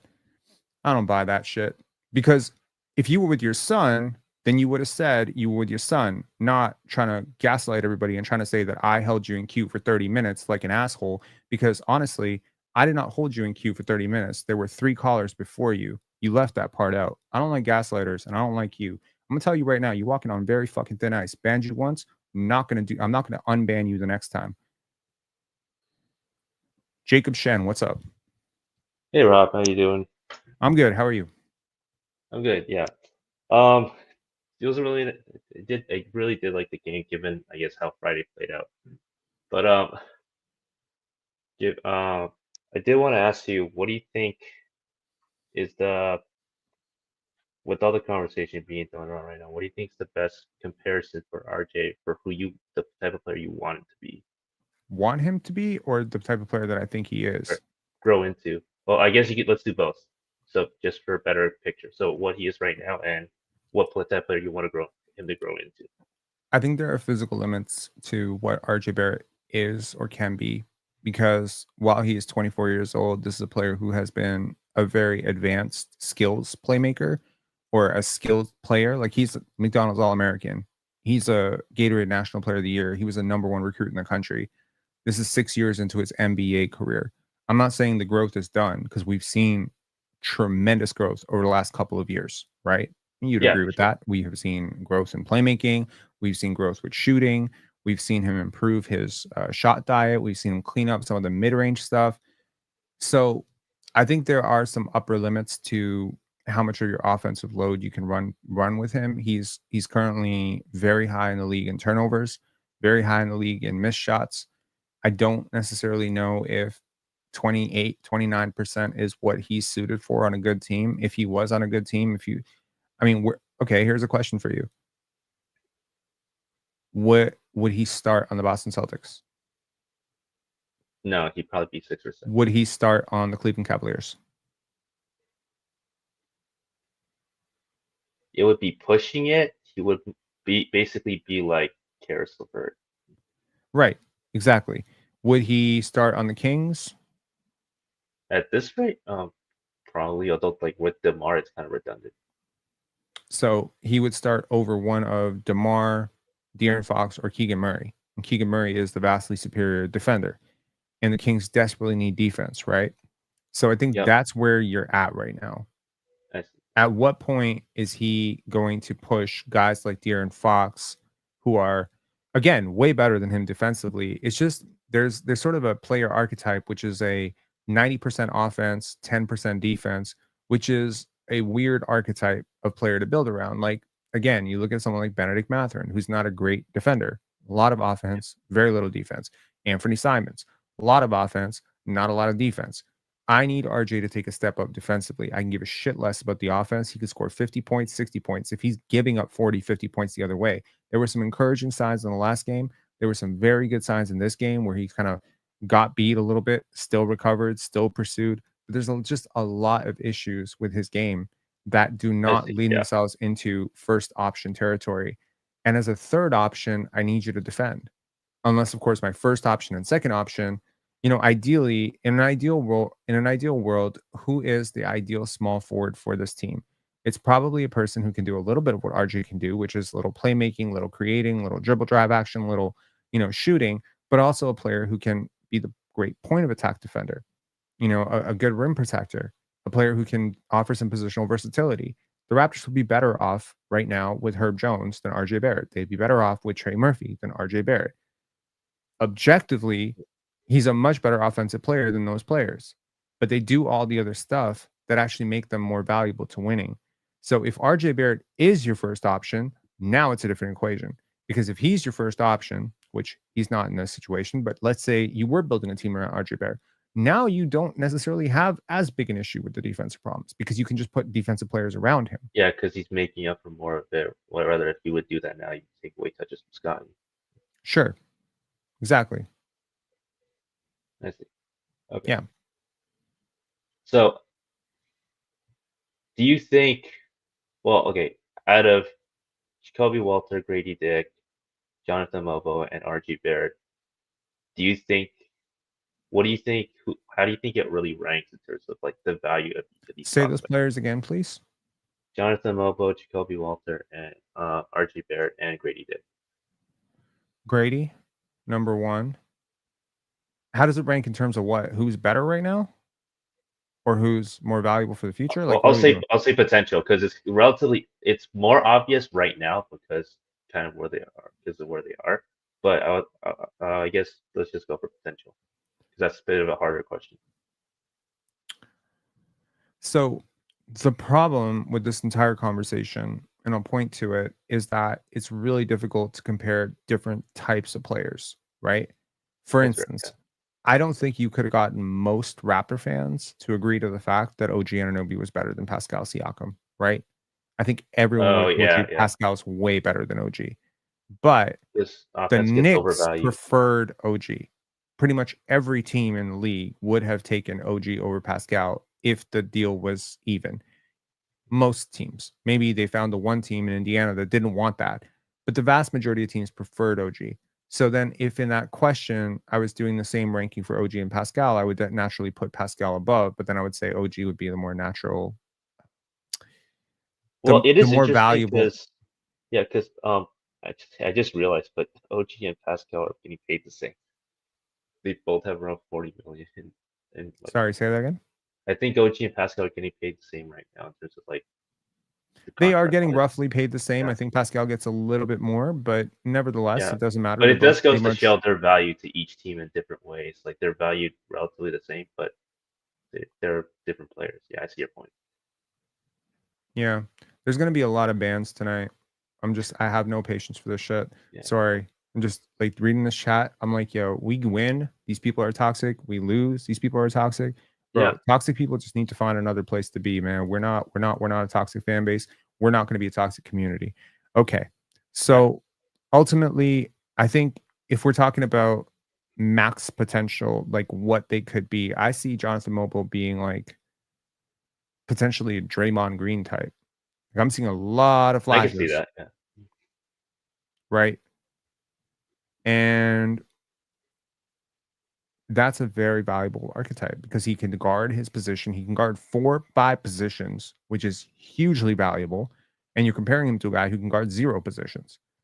Now, offensively, totally different story. But I think Mobo is the better court mapper. I think he's the better passer. Well, I I think think he's the better Mogul athlete. Mogul might actually show. He seems to be showing more promise than Draymond in terms of at least the 3-point, just because he's taking the shot. He is taking these shots and he's making them. And I think he's a little, no, I'll say he's younger than Draymond. They're about the same age when they came out of college. I think he might have more development juice than Draymond, if that makes sense. He grew into his body a little bit later. He has been playing basketball for a long time, but I don't think he's been playing basketball at this size for a long time.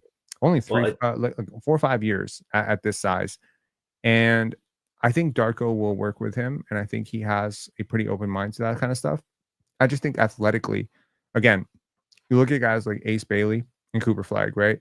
Athletically, very different athletes. Both smooth, yeah. very hitchless, but how they jump is totally different. How they load up is different. RJ loads up.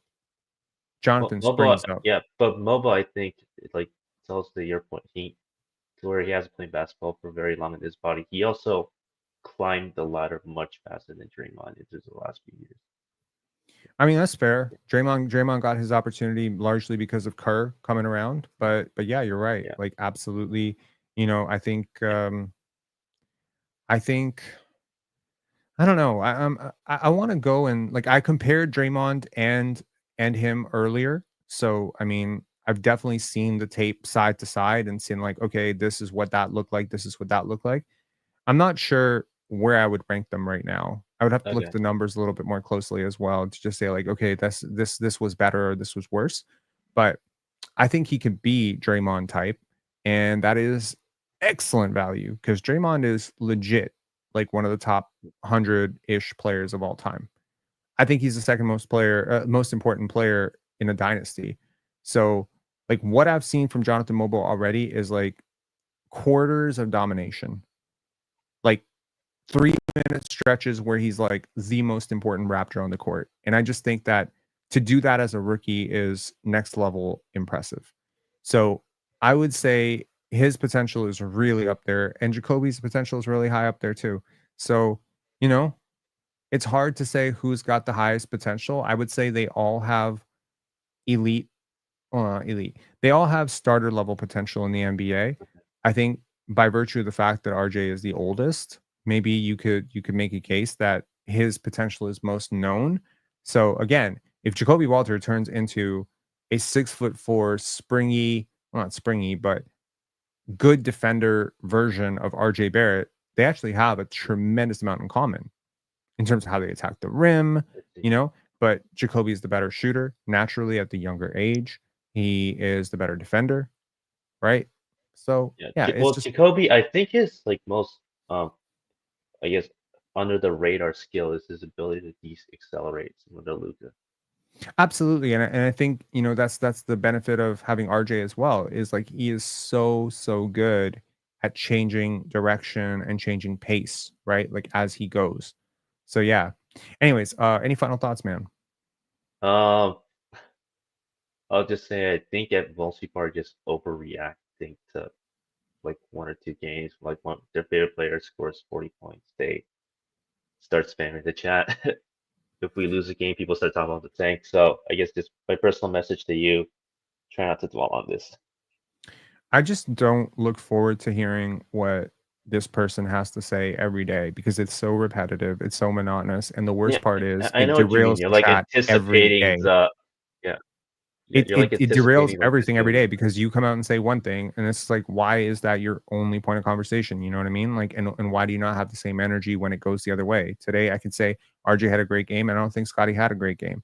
You know, but like, why can't it be that way when RJ has the worst game, and has it's 7 points? There's no justification for it on those days. So I just think that, it's very weird how certain players accumulate some insanely toxic fans.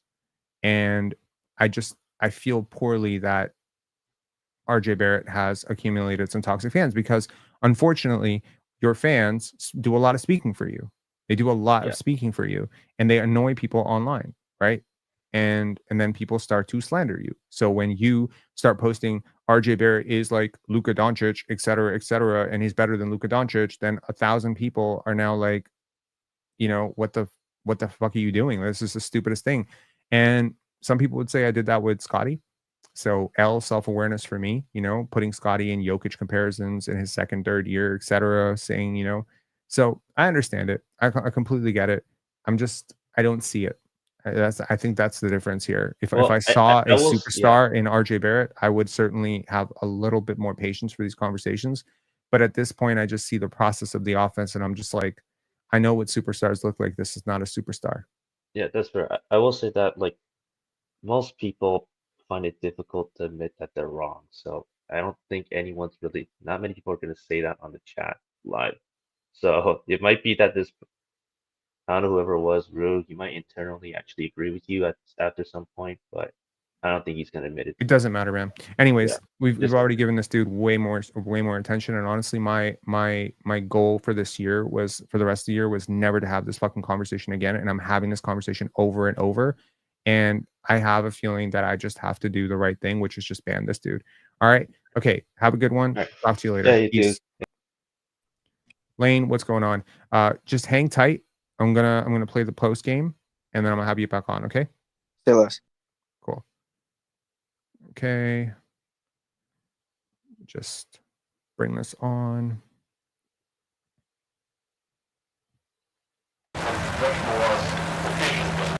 Yo, what is up with this audio? What?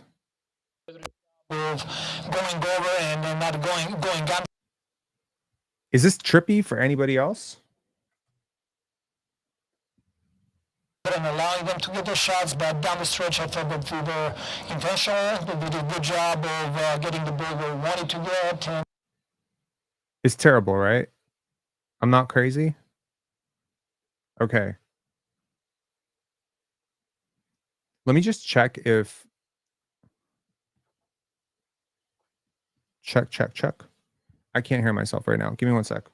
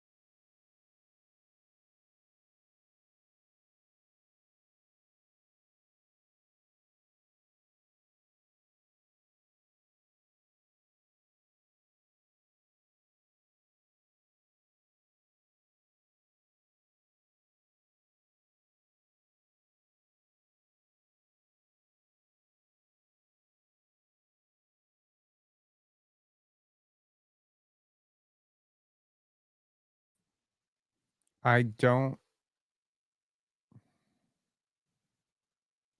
can't hear anything on my end either. I don't know what's going on with the audio. I know that everyone else can hear me, but I can't hear myself.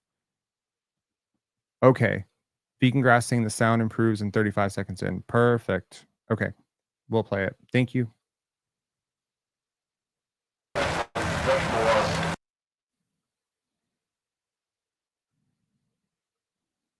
Down the stretch, I thought that we were intentional, that we did a good job of getting. No, it doesn't. Yes. No, it doesn't. Always asking. It's big time. Do that extra. He's elite in what he does, but as game was progressing, he was able to find a little bit of rhythm on offensive end, and it just gave him extra confidence. And to be honest with you, like what his teammates are doing for him, the way they talk to him, the way they build him, it's big time. They're really huge help for him and on any other rookie that steps on the floor. He's getting a lot of more chances with Grady out, obviously. I mean, is he ahead of, considering that he missed a lot of training camp and was out again, is he ahead of where you thought he would be in this point? He did an outstanding job with his conditioning, to be honest with you. Like basketball, a lot of stuff he was not able to do because of the shoulder. But he did an outstanding job with conditioning, being intentional, working more with his other hand, and always asking questions, watching a lot of film. I kind of expected him to be here, at least conditioning wise. Now he needs reps and confidence and figuring out the league and the speed of the game. But I like the swag that he's playing with. I like that confidence that he brings on the court, and his teammates, they like that as well. Mogbo seemed essential in the middle of the zone. What did you make of his job there? We know that J-Mo is a really good decision maker, really good passer. We had idea of putting him and Scottie in those situations to make more and to provide appropriate spacing to tag their zone. I thought that he did really good job there. Also, he did outstanding job on boards on both ends of the floor. Jacoby, it's like it seems like you kind of hit the ground running here, even though you missed a fair bit of time. And why is just kind of been able to keep pretty smooth so far? I think just during that whole process, I think I was getting better in different ways, and watching a lot of film with my coaches and my teammates talking through the game kind of just helped me for this experience right now. And then just being in the game more, getting more experience is starting to slow down. Darko mentioned your teammates helping you through a lot of things too. You're just on the court talking you through things. Is there a teammate in particular that's been a guide for you? Of course, Scottie. You know, him being like a leader on the team, he's directed me in a lot of positions. Davion, and then having a vet like Garrett Temple that's been through the NBA and seen a lot. Talking to him all throughout the game is definitely helping me out. There aren't a lot of teams that have 4 rookies around, let alone 4 rookies that are playing and contributing at the same time. What's it been like sharing this experience with the other 3, and how much have you guys kind of leaned on each other throughout this process? Oh yeah, we talk about it all the time. It's just a blessing from God just to be in this position that we're all in, being able to play, get minutes, because a lot of rookies don't have that opportunity right away. But I think it's just watching each other grow, just keeping each other happy, encouraging each other.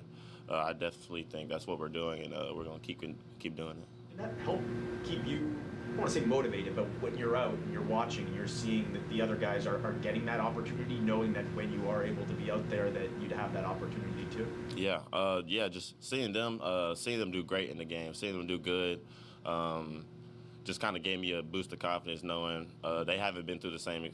They haven't been in the game just like I haven't, but seeing them start to get better and grow each game gave me confidence coming in. The NBA is a pretty physical league. How did it feel, on that floater? You got the little get off me shove to kind of establish yourself with a physical move like that. Yeah, that's something we worked on. And after I missed a couple layups, that's what they was telling me to do, just get into his body, because that's something that they see me work on. So when I did it, kind of gave me the confidence, all right, it's a physical game, so this is what I'm going to have to do. That way you you snake the pick and roll later for the. Yeah, I had the same confidence on that one. Now that you've had a stretch of games here, what have you learned about the NBA, or what's the biggest difference that you're saying, this is different? The pace of things and to have confidence. The only way to be good in the NBA is you got to have confidence in yourself, because being in the game, it'll show if you're not ready. So I think just understanding that everybody's going to have bad games, everybody's going to have good games, and you just got to go out and have the confidence in yourself is definitely something I learned. Darko told me before the game that you play with a sense of calmness. Where does that come from for you? Kind of just how I am off the court. Just kind of, I pray a lot. I pray, and knowing that God's gonna have my back no matter what. I come into the game very calm, understanding, and just letting Him, whatever happens, happens. For you guys to come out and kind of set a tone early, you guys got off to a really strong start and kind of showed you're in the game. Yeah, for sure. I mean, playing that team and having lost a couple days ago, and then being able to make adjustments, come back here and get a win was great. I think that also being on the road for a week, now coming back home, that gave us some energy as well, and just the team played well. It was team effort, man. Like Davion coming in when we were a little flat in the third, and just bringing some energy, defensive ball pressure. We got some stops and getting out and going. Chris had some big buckets, and then Scottie really started us off well. All his assists and stuff like that. So yeah, it was a total team effort. I mean, Yak was Yak. So yeah. Do you have any explanation for your own personal home road splits? You've been kind of having a 30-year game at home. And be real, I had two good games just now on the road. Don't do me like that. No. No, I just been. He's not lying. He had a pretty decent game the last two games. That's what I said too. Trying to, concentrate a little more, I guess, put a little more focus into it for sure. So, yeah, I just had two good ones on the road. So let me be in a good spot right now, man.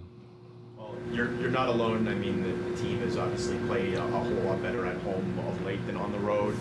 I mean, young teams generally tend to struggle on the road. What is it, do you think, about being on the road? Is it the travel? Is it the different routine, hostile environment? Is there something else that you've seen over the last few weeks in terms of the difference in how you guys play? I think you just have to bring your own energy on the road. At home, we have such amazing fans, so they really pick us up. Whenever we go on a run, it's everything feels better. Even when we're down, they're still there to pick us up. On the road, you're going against the other team's crowd, and the other team's feeling better, and you just have to bring your own energy and focus. And I think like we did in that New Orleans game, we stayed together, and we just figured it out, and we had a huge run ourselves, and that's just how it has to be. With all of that said, and how tough the schedule has been, how nice is it to look at the schedule now and see all these home games coming up? It's good, but you can't get comfortable, man. Can't get complacent. So it was a good win tonight. We got to go back again tomorrow, and get ready for Indiana. It's Indiana, right? Okay. Darko's talking, I think, about you and Scottie in the fourth quarter playing with force, aggressive, assertive. Do you sense a point in the game where you need to do that? Do you sense you gotta go right now? Yeah, I think the fourth quarter brings a different, sort of intensity. So understanding that, I think is a big thing. Yeah, definitely. I think the start of the game and the end of the game, beginning of the third, those are really moments where you gotta, kind of play with force. So yeah, just kind of trying to pick our spots and try to make the best decisions, possible. You do that tonight in the last 3.5 minutes, I guess. Maybe bring past the Davion for the three. We were taking turns. we were taking turns. Have a special ability to throw deep entry passes to you down. What does that do for your offense to have a guy with his size being like a quarterback almost? Yeah, that's kind of what Bam and Jimmy do, a little bit. I know that Scottie's he's a real true point guard, man. So whenever he has the ball, just run, run, and I make eye contact with him because he's always looking. You said that about Grady the other day. Is that just everyone? You know, run. You know, I think just having a young team, I think that's an advantage for us. But just also having the awareness to make the passes, you know, when we are running, that's a good thing about this team. At the top 20 field goal percentage at the rim, and you and Shea are the only two non-bigs that are on that list. When you don't have the luxury of being a 7-footer, what's the key to being able to finish down there? I think one is just the ability to get there. You know, so like Darko said, going with force, the ability to get there and just trying to make the right plays when you're down there. Because I think what'll help your field goal percentage is not going in there and taking stupid shots. You know, you get in there and you draw the defense, pass the ball out. If you have an open layup or, you know, a floater, you take those. Try to stay away from shot blockers. Shot blockers in there, pass the ball. You know, stuff like that. Miami obviously wants to get up a ton of threes. They got up quite a bit last game. You guys cut it down to 40 from 52. I mean, how do you go about trying to get them to chill with threes a bit? Rebounds. I think, you know, last game they got a lot of rebounds and got some second chance points. So, you know, those wide open threes on those, and they do a lot of good stuff like in the corners, like setting flares and and the out action in the corner. And I think they lead the league in attempts or something for corner threes. So, you know, just try to limit those as best as we could. Félicitations RJ pour la victoire et excellent 37 points. Vous venez de jouer contre Miami 2 fois de suite. Qu'est-ce qui a marché aujourd'hui par rapport au match dernier chez eux? Quel ajustement vous avez fait? Qu'est-ce qui a marché pour vous et pour l'équipe en général? Je pense que tout le monde a bien joué aujourd'hui. Ça, c'est la différence. Tout le monde a bien joué du début de match. Sur le même thème, est-ce que toi tu aimes bien ces matchs 2 fois contre la même équipe? C'est un moyen de voir justement les progrès? Ouais, parce que tu peux voir qu'est-ce que tu as pas fait bien dans le match dernier. Alors, et comme aujourd'hui, on a des débuts de match, on était là, tout le monde a bien joué, alors c'était facile aujourd'hui. Okay, cool. Let's get Layne on here. Layne, what's going on, man? OH. IO, what's up? I'm so happy for Jamison Battle's sake that we don't have any ex-Michigan players on this team. Huh? It would have been hell for him today. He would have lost the bet and had to wear something he wouldn't have wanted to wear. So I'm just happy for his sake. Mm-hmm. It was a huge. I don't know how in touch you are with college football. Huge rivalry, and Ohio State dropped their 4th straight. When this is the biggest talent gap probably in the last 10 years of this rivalry, and they don't watch football. Yeah. Oh shoot. Yeah, no. Super solid game. I kind of liked. I don't know if you've touched on this because I just got here right before the interviews. I kind of liked how they threw Jacoby into the fire defensively. Put him on Butler a lot. Really showed a lot of good stuff. He got abused, right? But you know, you want him to take those beatings. You don't want to pamper him defensively. Just put him on a Duncan Robinson and just say, stay on the corner, stay on the wing, right? They put him in. He lost this guy a lot. He lost, Tyler Hero quite a few times. He did. You watched the full game? Yes, I did. So, what did you think of the game? I'm curious. I mean, are you talking about like winning or losing? No, I mean, I generally expected them to win today, which is weird, but they were not favored by Vegas, and probably a lot of smart people would say they were supposed to lose today, but I thought they would win today. Right. So, and I think I said that earlier, that this was the game that you had to get. This and Indiana were games you absolutely had to get, and if you didn't get them, your season's pretty much on the line. So you're definitely the more desperate team. I'm just curious what you thought about the Raptors' overall game. Since you haven't really heard my observations at all, your perspective right now will not be tainted by what I've said over the last hour and a half. So I'm just curious what you thought. I honestly thought it was a tale of 2 games, right? I think sometimes it looked really clean, looked really precise defensively, offensively, and then other times it was like everything unraveled at once. I think there was a stretch of like 8 possessions where 6 of those 8 resulted in a turnover. Or at least that's what it felt like, you know. or a And missed shot or a block right, shot or right. a shot clock violation, just very stupid. Yeah. It just snowballed. But one thing I liked is that they didn't crumble. Right. Towards the end, I mean, I don't know how you feel about it. I thought Scottie had a decent game. I think it could have been a little bit better. I blasted him the first 10 minutes. Okay. I thought RJ was super efficient today. I thought he was great. You love to see it out of him. He often is very, very hard on himself when he's doing bad. He really mentally affects himself. And he doesn't realize it, but he subtracts energy when he does that, even if he's not doing it towards his teammates or other people. Like his teammates see that, oh shoot, one of our best 4 players on the team is drooping right now, and I don't think he's the only player on the team that does that. No, in not fairness, not at all, Yeah. not at all. But when he's low, he's very low on himself, and then when he's high, he's very high on himself. It was great to see. He had a great mental day, just for his mental psyche. He was awesome. I thought Yak was huge. I don't know how much you've talked about Yak. I thought Yak was great today. He's really competed well against some really good, athletic centers this year. And say what you want about Bam, I know he doesn't have the height and the shooting and all that, but I mean he's athletic as hell. And the fact that he was able to keep that guy off the boards, was able to go get a few offensive boards of his own, was great. Have you watched a lot of Bam this year? I have. He's been an ass. He's been absolutely terrible, and I think it's because they're trying to take him out of his comfort zone. There's some players, man, where it's like, and I know you might feel differently than me about this. There's some guys where if you take them away from their bread and butter and you try to expand on their game, you're going to see regression on the parts that are their bread and butter.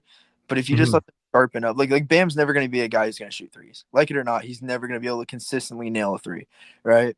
So putting him out on the perimeter is just a waste. Keep him in the dunker spot. Keep him down low. I get it hurts your spacing, but it's going to help the player so much. But you don't like his playmaking potential from the top of the key? I love his driving potential potentially from the top of the key? But if he doesn't have the ball, I don't see any point for him to be on the perimeter. For me, if you're going to go 5 out, you do 2 incredible things. Number 1, you open driving angles and less help on the drive for your other 4 teammates. And number 2, you are lifting, ideally, especially if you can shoot a little bit, you're lifting a big out of the paint, therefore creating at least a crease in the second layer of the defense, thus creating an awkward situation where someone who's not used to being the low man in a half-court defense is forced to be the low man in a half-court defense. Case in point, there was a play where Haywood Highsmith cuts back door and Scottie and RJ, I guess, don't see it. Jakob is way too high up the court because Bam is trailing and he's too far up. He can't recover. The most natural person to block that Haywood Highsmith dunk or layup would have been Jakob Poeltl, but because he's bothered with Bam Adebayo, he can't do that. So I just think that there are some utilities to playing a guy who's not necessarily a great shooter out of the key, like the Raptors did with Marc Gasol. And what I did find kind of crazy today, though, was the comparison that the Jakob Poeltl got to Marc Gasol. I don't know where I heard it. I think I heard it on another channel, but it's been brimming through my brain the entire day. I don't personally think he's anywhere near as good as Marc Gasol. No, not at all. And just back to the Bam thing real quick. The only reason I say that, and I completely agree with you, the only reason I say that, though, is because they play him at the 5. They're a very small team in the front court, the Heat are. So you think in a playoff series, we probably put Yak, on – we probably – when we go the zone, Yak probably is anchoring the paint, and Scottie's the primary defender on a guy like Bam. So it kind of neutralizes that whole, like, just have him stand out there kind of thing. Or like RJ, right? Like there's ways to scheme around it. Obviously, you're not scheming for the NBA finals or, like playoff basketball and game 22 of the regular season. So I completely understand. I just think that he's getting hurt being in places where he shouldn't be. And I think if he was on the Warriors, for example, I mean, he'd be averaging like 22 points a game right now. They play him a different way than what the Heat are. It's just different needs for different teams, and I don't think they're using him the right way. And I know this isn't a Heat channel, but that's just my 2 cents. Makes sense. What did you think of Jacoby's game today? Like I said, I liked how they threw him into the fire. I really do. I hate when guys get babied. Right? I hate when guys get babied. It could have been so easy to put him on Duncan Robinson and call it a day, right? Instead, you put him on Hero. You can't put him on Duncan Robinson. He's one of your better defenders right away. You know, I don't know if you caught the last live where we did the net data and the lineup data with him on the court versus off the court, but it's insane how much better the Raptors are with him on the court. It's the largest net differential on the team. Yep. Like, granted, he's played a lot of minutes with Scottie and RJ, but still, like, those two players themselves are not lifting they're not lifting him the way he's lifting them in a weird way, because he creates this very complete basketball player, which again you see shades of in spurts, right? He can be very complete. Like, he can dribble. Like, okay, here's a question. I know Ochai Agbaji is shooting like crazy percentages this year. He's shooting north of 45% from three. I think long term, these are comparable jump shooters. If not, I think Jacoby's going to be the better jump shooter, especially from different places. I think Jacoby will be the better defender than Ochai. Oh, for sure. Eventually. And he's already probably a better creator off the dribble. So that's the wild thing, is that you're comparing a guy who's 19, 20 years old, rookie, playing in his first 150 minutes in the game versus a guy who is actually playing really well, is an ex-lottery pick and a national champion, and is 4 years older than him. And I think that there are degrees and gaps. And when players show you that they can be so exceptionally advanced at a young age, that has to count for something, you know? For sure. And I love that they're sharpening him, right? They're putting him on the other team's best two players. They're giving him ball handling responsibilities. He's taking the ball up the court a lot, right? He initiated offense 2 or 3 times tonight. Like, they're giving him responsibility. He called his own number. I love it. Yeah. And It didn't work out well. He still did it. I love the confidence, right? Absolutely. He's gonna be a good one. He's gonna be a good one for sure. They absolutely sniped him with that pick. I mean, there was 3 guys at that pick I would have wanted, and 2 of them went off the board before him. So he would connect Jared McCain. Yes, and they went off the board before him. I mean, Missy, sure, I like him a lot, but I just believe in Jacoby's upside. I believe in it. Me too. I really do. And again, I'm not necessarily a guy who usually goes very hard for, shot making guards who take a lot of questionable jumpers or questionable shots at the rim. Typically, my pet peeve as a basketball player is that type of player. But I think he's got this complete game, and that's what makes it okay. There's like a very specific type of player I'm willing to let take that kind of usage and that type of load, and it's usually a really good defender who can actually play make. So, yeah, I don't know. I'm not a fan of empty calorie players, is what I'm saying. I'm not, like, you're never going to see me petition for Bones Highland to be on this team. I can give a shit less about Bones Highland, but yeah. Jacoby Walter, someone said he's like a 6'5" Lou Williams out there, right? And I was like, yo, if Lou Williams was 6'5" and actually great, like a really good defender with a 6'10" wingspan, Lou Williams would have been an all-star. So I see the vision, actually. Do you? I've never thought of that before. So we got Lou Williams, taller Lou Williams.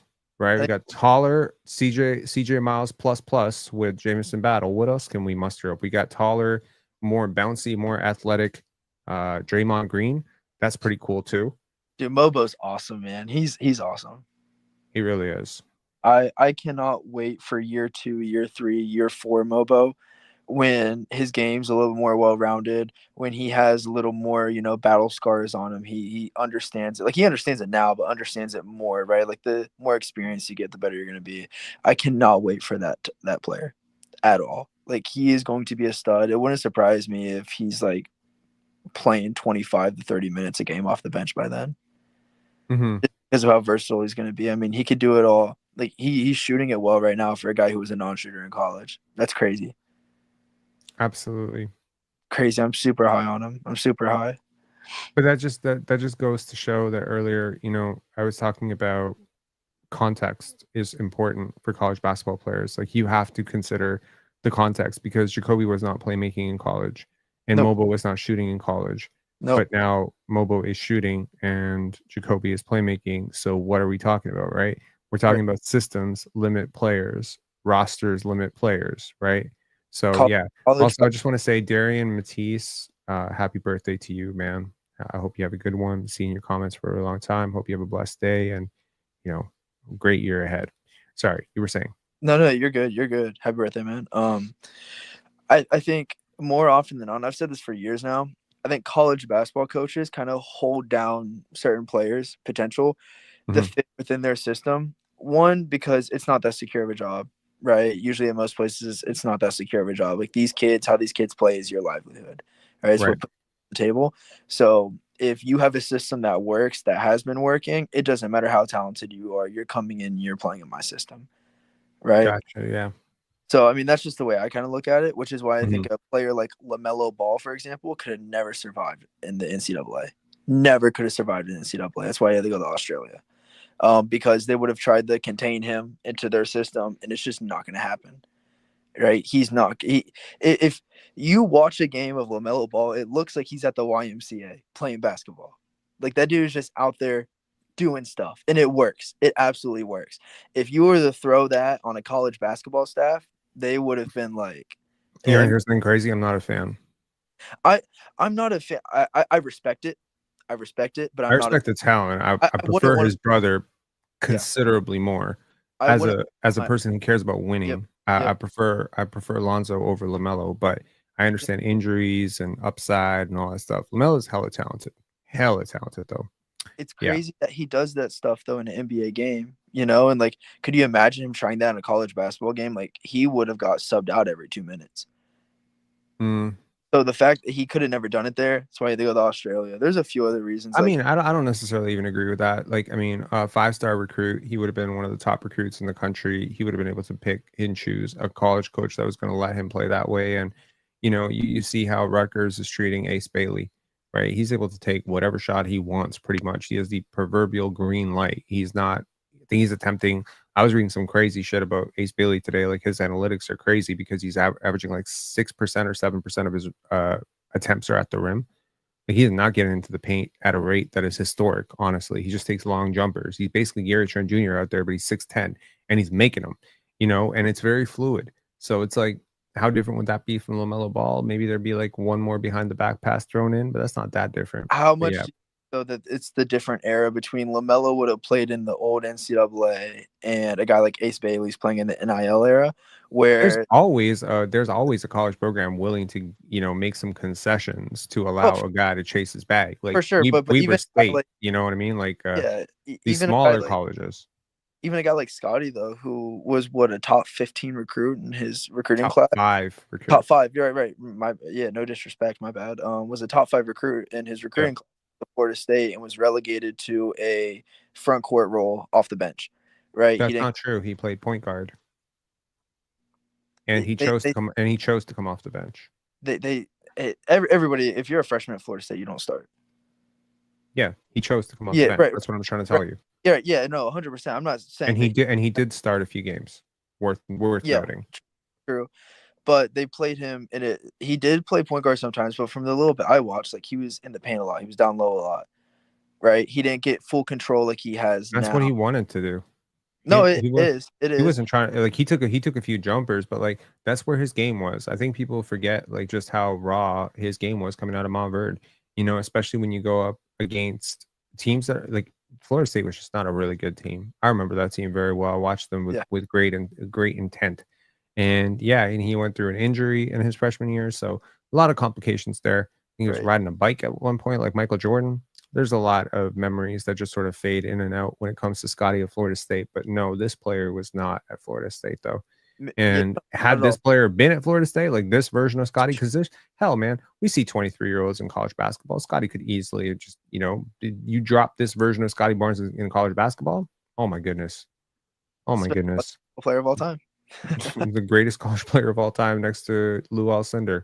So he really would. So it's been such a long, like, I just think when a lot of people try to compare someone like a Jacoby Walter to a Grady Dick or an RJ Barrett to a Scottie Barnes, they don't realize is every prospect has a very different growth pattern.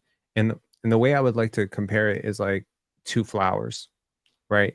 You plant or 2 seeds, the process of growing a tomato is not the same in the process of growing a banana or, the process of growing strawberries. It's very different. It requires different, but in the end, the strawberry turns into a strawberry and the banana turns into a banana. There's no there's no magic in which you're going to grow a strawberry to be a banana, and you don't Right. grow bananas to be strawberries, you know?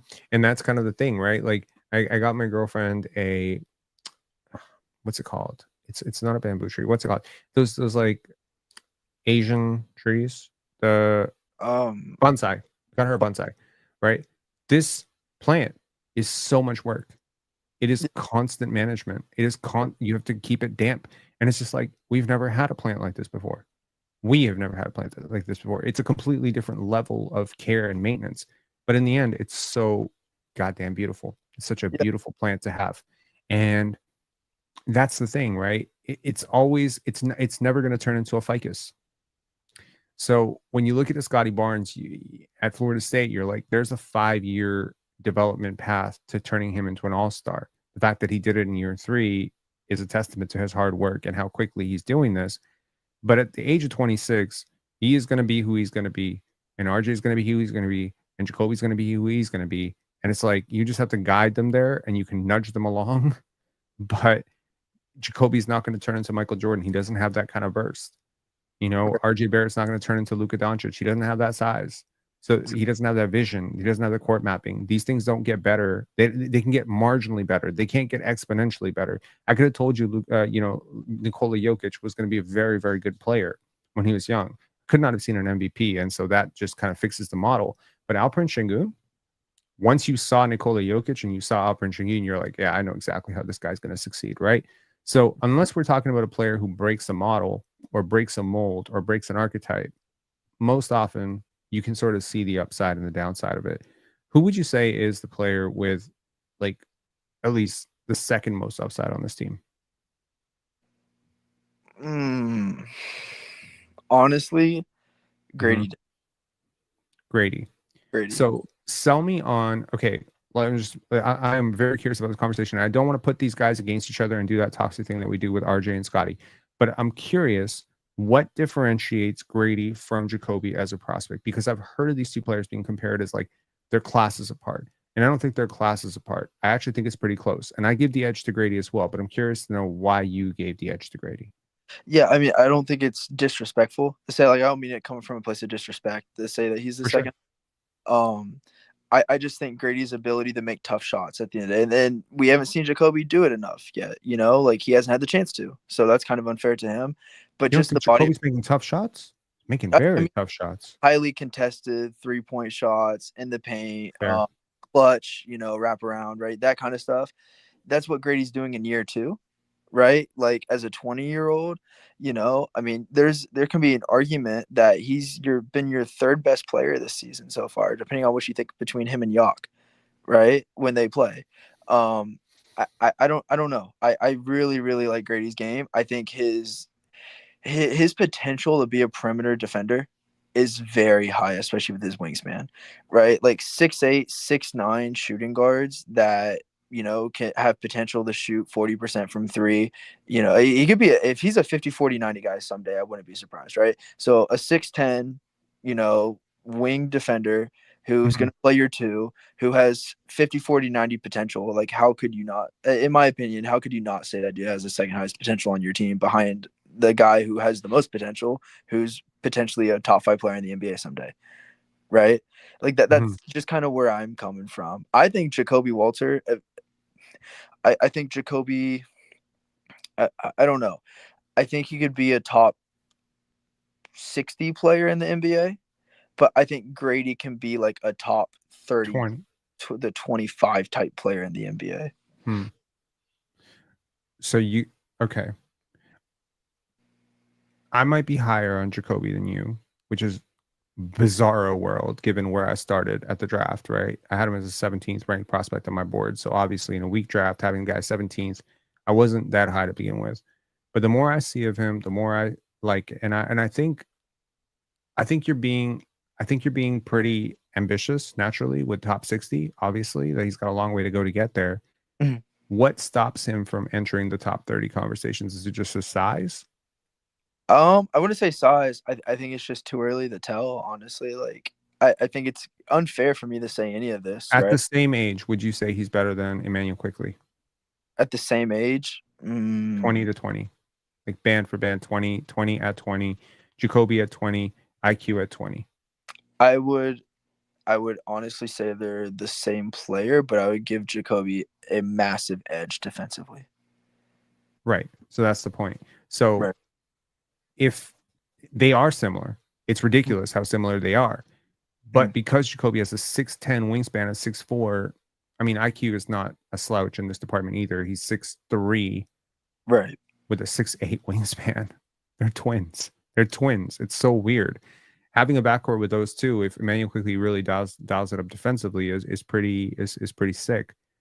I think defensively, his technique, his athleticism is very good defensively. His shiftiness, his ability to get to the front of the rim, and his ability, you saw that play where he put Tyler Hero in jail and then took it over Bam. Like, what kind of a rookie is doing this shit other than top 5, top 6 type of picks, man? Just the confidence that this dude plays with, the force with which he plays with, the relentless attacking. Like, he just has like that type of delusional confidence in himself where it's like he walks out every single day and says, I'm the best player on the court. And you know crazy. You know what that is? What? Coaching. So 100% coaching. The coaching this season and this offseason, this season has been so crisp. It's been so good. It has been so good. From assistant coaches down, like Pat Delaney and I can have our differences. Sure. Yes. I think he's been a lot better this year. I think Darko as a game manager has been elite, especially the past 2 months. He's been elite. Like tonight, he coached circles around Spoelstra. He was great tonight. And he gives his players so much confidence to go out there, and he's not afraid to coach them up. He's not afraid to coach anybody up. It's beautiful because they all see it, and they're all like, okay, well, if Scottie can get coached up mid-game, I can get coached up mid-game, right? If Garrett Temple can get coached up mid-game, I can get coached up mid-game. Like, they're not taking it as disrespect. They're taking it as this guy really freaking cares about me. 2 months is a stretch because you were literally criticizing him last month. Beginning of the season, like beginning of October. Bro, we're 21 games in. I How know. many months do you think have passed? Oh, October 23rd was like the beginning of the season. We're on December 1st right now. That is the true. The season hasn't even been 2 months. So 5 games outside the first 5 games. We'll go outside. Darko's been a mixed bag. Like, honestly, Darko is hard to judge right now because his objectives are very mishmashed. Like, he's not trying to go out and win games at any cost. And when a coach is not going out to win games at any cost, you cannot really completely fairly assess what they're doing out there. What you can assess, however, is that players are getting better and that players are doing what he said they're going to do, which is very important. He said he wants Emmanuel quickly to go out and shoot more threes. Emmanuel quickly went out and shot more threes. He said he wants RJ to cut out the mid-range shit and focus on threes and getting to the rim. That's what RJ's doing. He said he wants Scottie with the ball in his hands now and to be more of a decision maker with the ball. That's what he's doing. He said he wants Yak to be a playmaker a la Domantas Sabonis. That's what he's been doing. He said he wants Jacoby to play with confidence. That's what he's doing. He said basically every single player. He said he wants Jonathan Mogbo to shoot threes. Jonathan Mogbo shooting threes. He gets his message across, man. He really does. So good. The development has been so good. I mean, all across the board, the development's been good. It's been so fun to watch. Absolutely. Nick, at 2021, 2022, you were just hoping like your bench guys would get better, right? Like Malachi Flynn's, your Chris Boucher's, because that's what needed to push you over the top. And unfortunately, like, was that Nick Nurse? Was that his coaching staff, his development philosophy, or was that a Malachi Flynn issue? Who knows, right? We'll never know at this point. However, going from that travesty to this is absolutely night and day, because there's not one player on this team I don't think can not get better. Like, it's just so much. It's so much fun to watch because it's like, wow, this guy's doing this now. Imagine what he's going to do in another 20 games. Like, that's kind of the way I feel about Jacoby Walter, right? It's the way I feel about like a Jameson Battle. It's the way I feel about like a Mogbo, right? Even like a guy like RJ Barrett, Jakob Pertl. It's like, holy crap! Like, no one could say Jakob's better today than he was 2 years ago as an all-around player. I think his defense has fallen off a little bit, but as an all-around player, that's how he's staying afloat right now. Is he's been more willing to drive himself instead of just being set up inside. He's developing a jump shot. Yeah, he even took a jump shot, right? He's developing too. It's been great to watch. I know people are gonna saying that he coached circles around Spo, but he did. He coached circles around Spo tonight. All right, man. Thanks a lot for calling in. Appreciate you as always. Have a good one. And we're gonna get to the next caller. Do you have any final thoughts? No, I'm good, man. I talked enough. I appreciate you. All right. Peace, man. Have a good one. Lil John, final caller. What's up, man? Thanks for holding on. Yeah, no problem. Can you hear me? Yes, I can. Yeah, I'm not to restart the RJ conversation, but I knew you were gonna do that. I was gonna say, are you ready for more Star J propaganda in the next 2 days? I like RJ Barrett. That's the problem. I hate. So do I. I don't like his.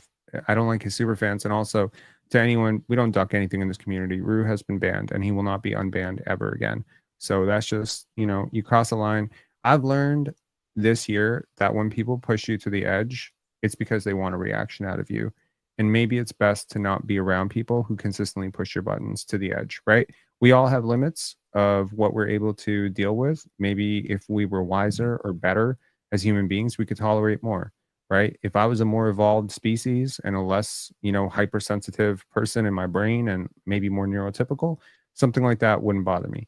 But I have a real issue with calling things something that they're not. I'm very hypersensitive to that. Like, for whatever reason, I guess I'm giving trolls the playbook. So if you tell me Scottie Barnes is like 6'5", that's going to bother me a lot. If you tell me that Kareem Abdul-Jabbar was 7'5", that's going to bother me. Like, because it's wrong. Factually, it's wrong, right? So if you say Pascal Siakam has higher upside than Scottie Barnes, that's what drove me crazy 3 years ago. And, if you're going to tell me right now that RJ Barrett has a chance to be a superstar or an all-star or whatever, I just don't buy that personally. But I think he's been fantastic, and I think tonight was one of his best games. Really liked it. Yeah, he was great tonight. Again, weirdly, he kind of always plays well against Miami. I don't know if you remember, he had a playoff series a few years ago. He played really well in that Miami series, at least for him, really, really well. I think his career high in a regular season game a few years back was against Miami. For some reason, he just has their number. I don't know why. Did he have, what was his career high? Was it 46? It was 46, but this was like 3 years ago. Against Miami? Yeah, against Miami. I remember it was a home game, I believe. Damn, can we play Miami every single night? That'd be great. Yeah, he was pretty good. And that Friday game, again, I don't think he was that good that game, but he was still efficient. Like he just, for some reason, he scores really well against them. Listen, he's a really, how do I put this? He's a really good player, like in certain facets of the game. But just you and me and others, people who are like looking at the game differently or through a different lens, we see the flaws, and that's why kind of we get upset when people kind of anoint him as a player that we believe he isn't. To put it nicely, like again today, like he scored really well. I don't even think there was too many breakdowns for him defensively, but it's just for him to be the player that people believe he is, he has to like be this good offensively every single night to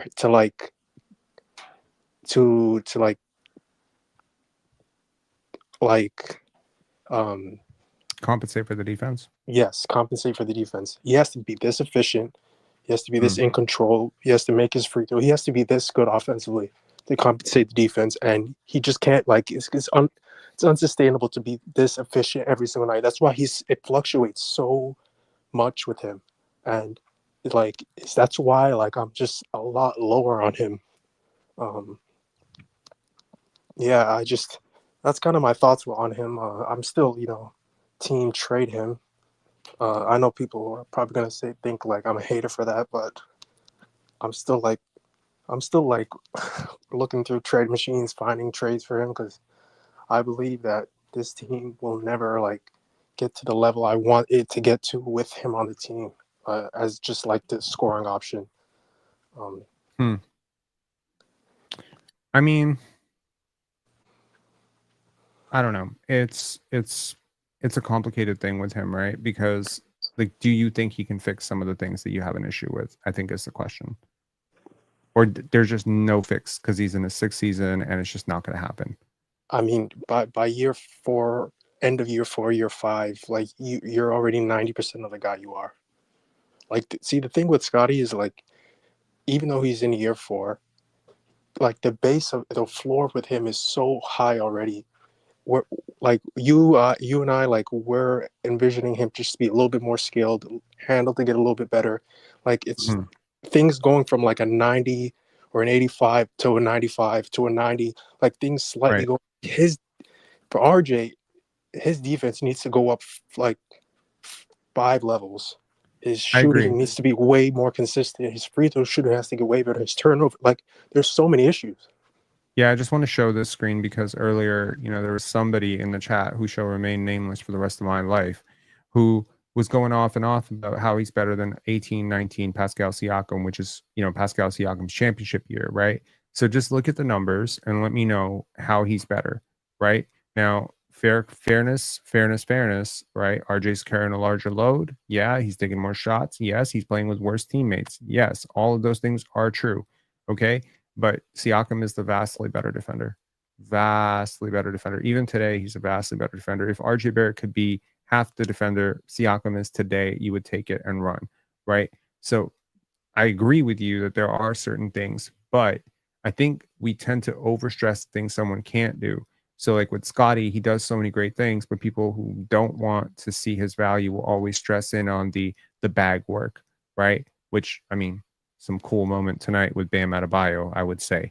But there's like, okay, well, he can't shoot. You know what I mean? It's like, but he does 900 other things on the court, but he can't shoot well, right? So with RJ, it's always been, well, he doesn't play make, right? He doesn't play make well enough. He doesn't make great enough decisions with the basketball, which I think one problem somewhat solved. Not completely solved. There's Yeah, still it's not moments. completely solved because his bad on playmaking is like really bad. It's live ball turnovers. It's really ugly turnovers, like just transition fueling offense. Yeah, like Really literally bad. throwing the ball into the other player's hands, Yeah, that kind of thing. right into a It's not person's lap. mistiming it. Exactly. But it's worth noting, like something positive about RJ is I think he's been generally on target with the passes that do get through. Yeah, So his like passing when he gets into the paint, it's real. It's no ifs, ands, or buts about it. Like when he gets like into the paint, if it's if you were to rate his passing as a New York Knick, I would say it would be like, to use 2K terms, I think it would be something like 57, 60, something low, right? Right yeah, now it's like a comfortable 78, yeah. 76. It's not Yeah, 90. I agree. I don't need it to be 90 though. I don't give a shit about it being 95. Yo, the growth from 60 to almost like 75, 80 is huge. Then the shooting has been way more consistent in Toronto. And that was another knock on him. He can't knock down corner shots. He can't do this. He had a very simplified shot diet. It's a lot of stationary stuff.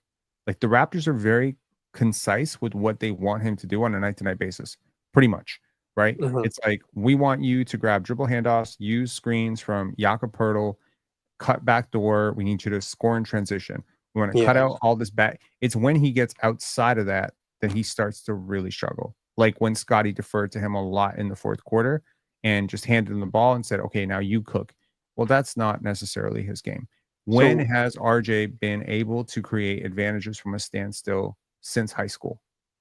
yeah, it hasn't happened at all so far. Like I feel like I've seen stats where like he's one of the worst isolation players throughout his career. I don't know if you've seen those. So like that again, that's another issue with the scoring. Like again, the scoring can be potent at times, but it's in certain play types. Right. No. And agree with you. And I think we need to hang right here because Clint Capella can score 30 points. Jakob Poeltl scored 90 points in 3 games, right? But it's really different how Jakob scores, how Miles Turner scores, and how Hakeem scores. Now, they can all score 90 points, and they'll all count the same for your parlays and your fantasy league or whatever. It doesn't matter how you scored. But how Hakeem scored was complicated. How Miles Turner scores is role player. There's nothing star about it, right? The issue that I had with Scottie in year 1 was most of his buckets were role player buckets. Right? The great thing about Scottie right now is we can point to the numbers. We can say, oh, it's not advancing as much as I would like to. It's actually advancing crazy because he's completely changed the way he scores. and it's moved away from role player buckets and way into star buckets. Now, the Yep. only difference between him and a Kawhi Leonard right now is about like 2 years of more bag work, and he's a way better passer. Like, for example, and 5 to 6% efficiency. That's the gap. so like, I know you and I are probably aligned on this. Like, if someone asked me who's a better scorer between Scottie and RJ, I would say Scottie, clearly. It is Scottie. Scottie is a It's- way better scorer. RJ, however, is the better driver off an advantage. It's a very specific thing, but he's very good at it. And he's incredible at it to the point where defenses can't really stop it. So it's a little bit like you got yourself a little mini Giannis, right? Yeah. Whereas Giannis can actually create his advantage from a standstill. That's the difference. But so with Scottie, I don't know. I felt like he was like maybe sick today. Like, I don't know if you thought that. Like, he seemed very dead. Like, the fact that he even played with the way he did, like, again, I thought he would play like a B- game, to be honest. Isn't it crazy where we are with this player that he can go 23, 10, and 9, and we can call it a B- game?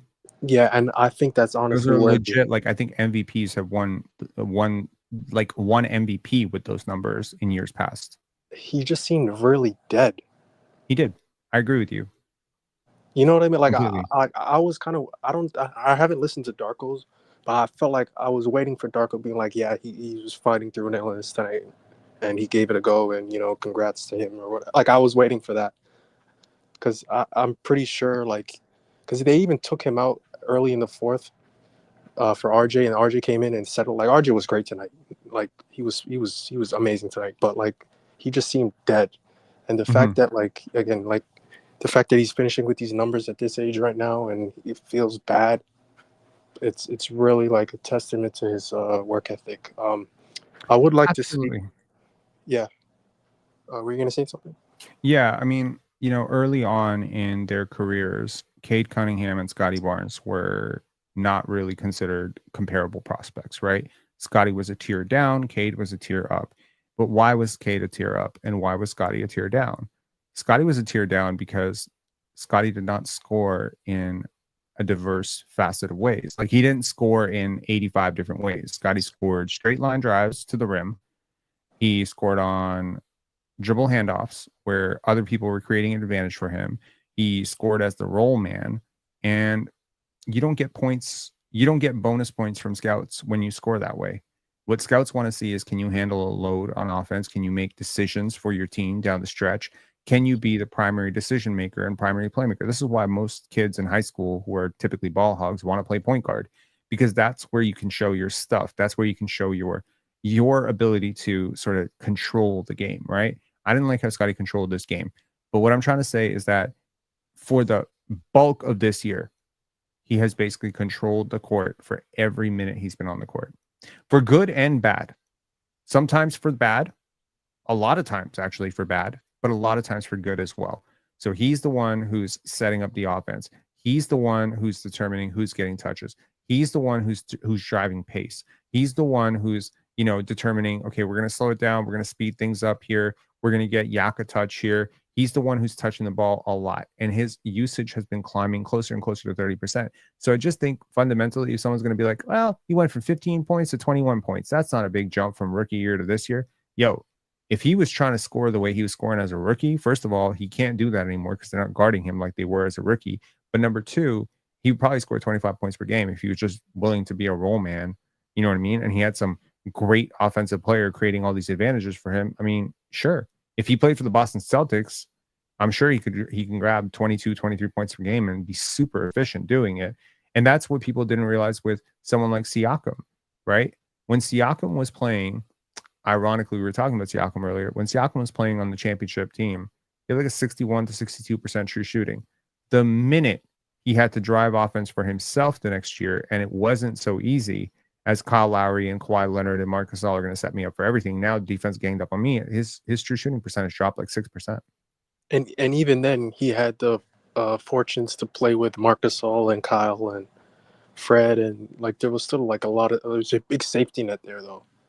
Huge. Even then. So yeah, again, by the way, just back to Scottie. I was gonna go somewhere else right after this, but back to Scottie. That play he had, again, he drove on Jimmy and then like pivoted and pushed it in with his left hand. There's like some real skill development. I can see that there's some real skill development this year. That again, the percentages won't show, but he's making some shots that like I didn't even see last year. I mean, absolutely. I mean, like someone said it earlier in the chat, and I put the comment up. He's like on his autopilot triple double mode. Like if you give him the basketball, he's going to pretty much, if he's dialed in, he's going to get a triple double. Yeah, but not even the. I'm just saying, like the scoring ability. Like he's scoring in really, really like impressive ways. Like, but going to Jacoby. Honestly, Jacoby. I know you spoke to the previous caller about Jacoby or Grady. Jacoby is really impressing me. I like he him too. looks so calm out there, and his in between. Like he has. I think he has a better in between game than Grady. I'm sorry. Like he has a better handle. I don't know if he can get to the rim. Like, I mean, I know he gets to the rim and gets fouled, but I don't know if his efficiency will be as good as Grady's at the rim, but he looks like a guy that can be a legitimate two guard. Again, I think that's kind of the issue. How do you play Jacoby and Grady at the same time? You can easily play Jacoby and Grady at the same time. Their fit is seamless. Grady at the 3, Jacoby at the 2, potentially Scottie or Emmanuel quickly at the 1, potentially Scottie or Mogbo at the 4. I mean, there's so many different ways, but I am very, very convinced that Jacoby and Grady will play very well off each other. They're almost like opposite players that have so many overlapping skills. It's actually pretty ingenious that the Raptors have decided to pair them together. I'm actually looking forward to testing that hypothesis, but I think the young core, like the rookies, actually play really well together as a 5-man unit. Like, think about it this way. Can you imagine this as a bench mob? Jamal Shed, Grady Dick, well, not Grady Dick, sorry, Jamison Battle, Jacoby Walter, Ulrich Shamshay, and Jonathan Mogbo. Wouldn't that be a pretty interesting team to watch? Yeah, that like would. A 5-man unit. Like they match very well. I mean, there's some shooting concerns, but when you think about it going forward, none of them project as complete non-shooters. None of them. Mogbo is hitting 3 almost every single game. Shed is hitting 3 in almost every single game now. Jacoby can hit 3s. Grady can hit 3s. Ulrich can hit 3s. So eventually, that is a potential that, and obviously Battle is a great 3-point shooter. I said Grady twice, my bad. So Battle's a really good 3-point shooter. And, you know, I think once the 3-point shooting comes along for these guys, I think they're going to make a very, very, very good 5-man unit. And that would be very interesting to watch those 5. But also like the swapping, you can swap Jamison Battle for literally Scottie Barnes and it just still makes sense. You could swap Scottie Barnes for Ulrich and it still makes sense. There's so many different ways that the Raptors can go. And, you know, the lineup versatility and the size, they're generally like a little bit small across the board. If you have Jonathan Mogbo as a center, you're a little bit small, but are you really that small when you consider how fast you are and how long he is and how he's basically able to board? He grabbed the basketball out of Kevin Love's hands. Kevin Love, one of the greatest defensive rebounders of all time, just grabbed it over him. Yeah, no, so impressive. He's been very, very impressive. Like that game on Friday, his first half was really impressive. I would like to see him like look at the rim once in a while. Like he does this thing where he gets the ball in the middle of the court and it's immediately look to the corner. 1 second. Hanbo Liu, remember how Jacoby's first 3 in his career, good pass from Dick? It was not a good pass from Dick. It was a good pass from RJ. I'm 95% sure it was an RJ pass, not a Grady pass.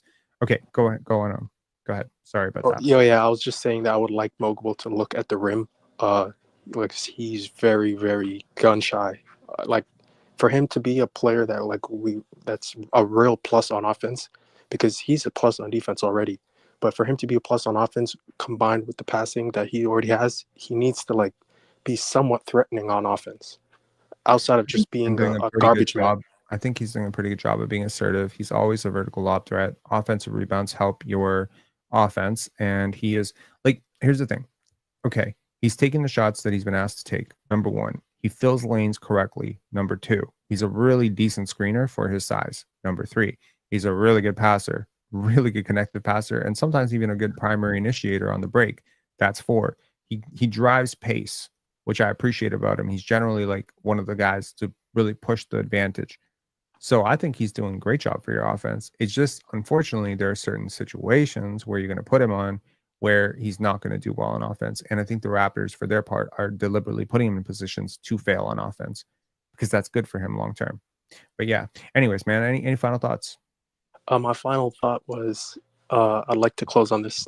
How mad are you that the Raptors have the Pacers 2026 pick instead of their 2025 pick? Because I think it might be a lottery. It might be a lottery, yeah. But I mean, their next one might be even worse. Who knows? I mean, how long are you expecting Pascal Siakam to hold up? You know, if they go younger, I mean, the closer Tyrese Halliburton gets to 27, 28, I mean, the trajectory has not looked good. I haven't been watching Pacers games over the last 3-4 games, so maybe he turned it around. I know he had a big explosive game at some point, but I'm not optimistic about their future. And I'm also not bearish on their future. I just don't see a superstar on that team. And when there's not a superstar, and you have potentially a lot of teams like this year, like Brooklyn is competitive, right? Now, if they eventually tear it down without completely gutting their team, which is a big caveat here, like you want to make sure that you don't want to do irreparable damage to your core. But if they do trade Cam Johnson and Dennis Schroeder, then there goes the winning, and they're going to be bad next year too. I don't know. I think it's possible they're a lottery team, but I also think it's possible that they make the playoffs as like the 7th seed right now. And then just who knows? Like maybe if Tyrese Halliburton, is hurt next year, Siakam has a massive regression, because I think so far Siakam's doing pretty well. You know what I mean? He's playing well, but it kind of doesn't feel. If it doesn't feel right, I don't know. I don't really like the way Rick Carlisle kind of his lineups, the way that they just play 10 guys and everyone has like a 20% usage. I feel like the players on the team don't like it either. Like, I just don't get it. Like, I for some reason, I feel weirdly optimistic that the Raptors are going to beat the Pacers on Tuesday. Like, that's how bad it is. And I guess that would be a good thing. Like, we're far from the tank now, but We're not that far from the tank. We have 6 wins against 15 losses. That's not far from the tank. Well, not all tanks are 17-win teams. Sometimes the tank is, like I just gave the example earlier today of the Orlando Magic, right? The Orlando Magic went on that run when Paolo was a rookie, and they ended up, going 8-9 through most of December. They beat the Clippers, they beat the Lakers. Sorry, they beat the Clippers, the Boston Celtics twice, they beat the Raptors twice, etc. If you remember that stretch, that oh yeah, I remember that. Yeah. Yeah. So that basically led them to the 30. They ended up with 33 wins. The Raptors over under on the season on wins was 29. So 33 is a massive accomplishment given the fact that you had so many injuries. I think the Raptors could easily push 35 wins and still end up in the lottery. Last thing, is there any chance for late Scottie Barnes All-Star push? He would have to play really, really well. All-Star voting hasn't really started, I don't think. I think it starts like Christmas. Right. So it's like a 2-month push. So It's he's like going to have 3 weeks away. Yeah. So, I mean, Scottie All-Star, All-NBA push can absolutely happen. If he wants it to happen, he can definitely, start to force his face into those conversations, because Paolo will be disqualified from most of those talks, but naturally Franz Wagner is going to take his place. Embiid will be disqualified from those talks. I'm not sure Maxey will take his place. I don't think Lillard is going to be an All-Star this year. I don't know. There's some vacancies. Julius Randle's been an All-Star a couple times. I'm not sure the Indiana Pacers get 1 All-Star, much less 2 All-Stars. So, if Scottie really wants to drive the narrative that he's leading to winning because he returned to a really abysmal team, and suddenly, if they rattle off 6 of 7, then they're not miserable. What's the record with him? What's the record with him playing this year? It's got to be like close to 500. It's 4-6. Yeah, if they're 4-6 with him this year, and again, it's worth noting they'd be 5-5 if that Nuggets game ended when he went down, because they were up 6. I mean, they might have lost that one, but they also lost on Jaden. Need I remind you, they were up 6 with a minute to go. I mean, yeah, you're right. They probably win, but again, they also lost to Jaden Ivey. So, like, again, that could have been a win. I don't know. I think if the Raptors were healthy, I would see them as a, let's see, how many games have they played so far? They played 21 games. If they were healthy, given how they're competing, I would see them as worst case an 8-win team right now. 9 wins.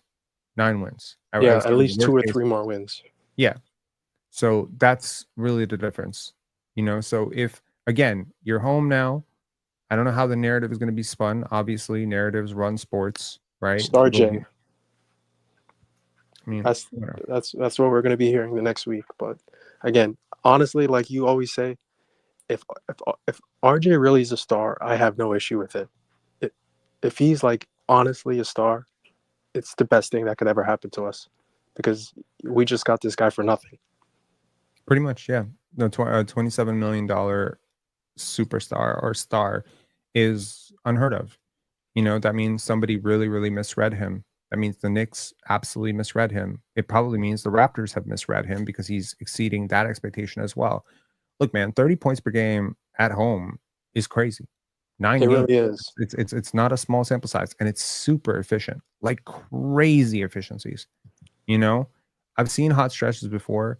I tend to lean more into process. Like I care, like we broke down the tape of RJ. He's open on like 80% of his shots tonight, right? So you're like, is that the Really Heat? bad defense? Yeah.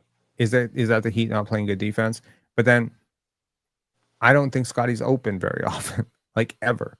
So everything he does is contested. So someone might say, okay, is that because the team is, the other team guards RJ less than they guard Scottie? Or is RJ better at beating defenses to the point where he's getting open more often than Scottie because he's better at getting open, because he's faster or whatever? I don't think it's that, but I think it might be a slight combination of both. I think it's a little bit of both. Yeah. Yeah. So I think it's just, if I had to rate it out, like again, I said it, when Cade was a rookie, I think Cade is so far ahead of Scottie. I've said it multiple times here that I think 16, 17-year-old Adrian DeBonce's game is more mature than Scottie's at times, when we're talking just bag and initiation and dribble stuff. But what you cannot teach is 6'9", 7'4". Those metrics cannot be taught. You cannot teach the fact that Scottie basically is a guard in a 7-footer's body. I mean, he's not 7 feet specifically, but he has the arms and the legs of a 7-footer. So the potential remains what it remains for that reason. His release point will always be what it's going to be. His drives are always going to be slightly harder to stop in an optimized way. But of course, then you have some people that are like, but Fred had a better season than Scottie in year 2, and so Fred's a better player. And it's just like, sure. But there's a limit to this. There's a limit to what you can do with what you have, and there are certain guys like Fred VanVleet that are super great at milking every ounce of what they have. If Scottie milks every ounce of what he can be, he will be like an all-time great. Yeah, I don't think he could do it to the level of Fred VanVleet. But again, if he could, then he'd be Jordan. Yeah, exactly. All right, man. Take care. Have a good one. Yep, man. Enjoy talking. Yeah. Thanks. See ya. Okay, wins can be fun. And thank you so much, Gregory, for your multiple super chats today. Recruiter Dude, Gregory, and also Gregory saying good luck follows those who super chat. Well, I am not superstitious, but if you're saying that's true, that might be true. And I mean, you super chatted a lot, so you let me know. Are you having good luck? I have discovered throughout my life that there are certain people that put you in a really, really bad place. And this is my word up to the fourth quarter gang. Someone mentioned in our last post that we should have a live devoted every week to the fourth quarter gang. To those of you who don't know, fourth quarter gang are basically us, our community, those who have opted into this idea of finishing the year out strong and finishing the year out with growth and development and trying to be, meet the new year as the best version of yourself, as opposed to starting next year as the best version of yourself, as many people do who set New Year's resolutions.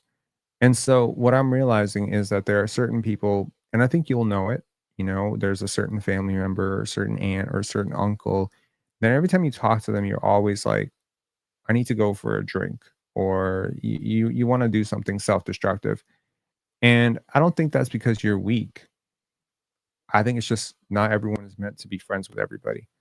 Not everyone is meant to be in everyone's orbit. There are certain energies that just clash, and it's not because one person is wrong or right. It just means that synergistically, we don't match.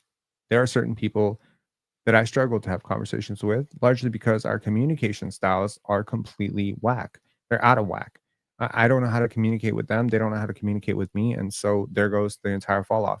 There are certain people that are just consistently negative. Any positive thing you say to them, they will come up with a negative. There are people who gaslight. There are people who manipulate and lie consistently. They can't stick to the truth about anything.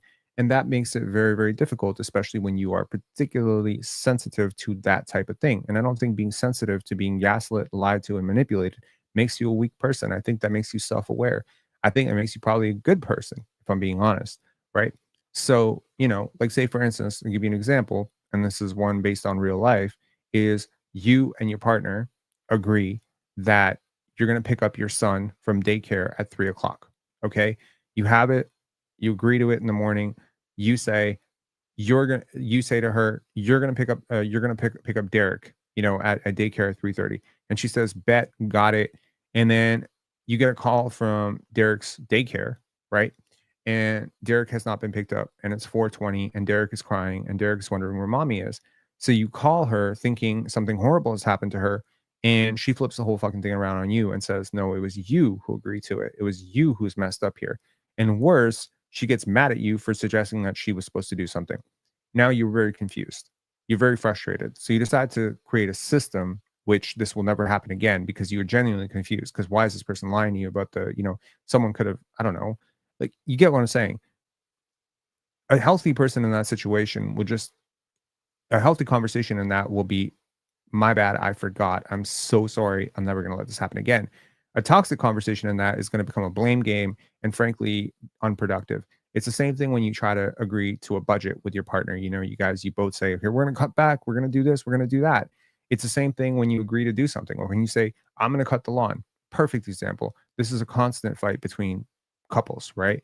I'm gonna do the dishes tonight. Or can you pick up your shit? Like, she'll be like, can you pick up your stuff? And you say, I'm gonna do it tonight. Or I'm gonna do it in an hour. I'm gonna do it when the show is over. And then what happens? You don't do it. So then she gets upset because now the trust has been broken. You said you were gonna do something, you didn't do it. Now we're all losing faith in who you are as a person. But then, when she comes to you and says, hey, didn't you say you were gonna pick up your shit like yesterday? And then you go to her and say, why are you always busting my balls? Now we have a conflict. This is not productive, because you don't agree to something and then not do it, unless you're that type of person, a flaky person, right?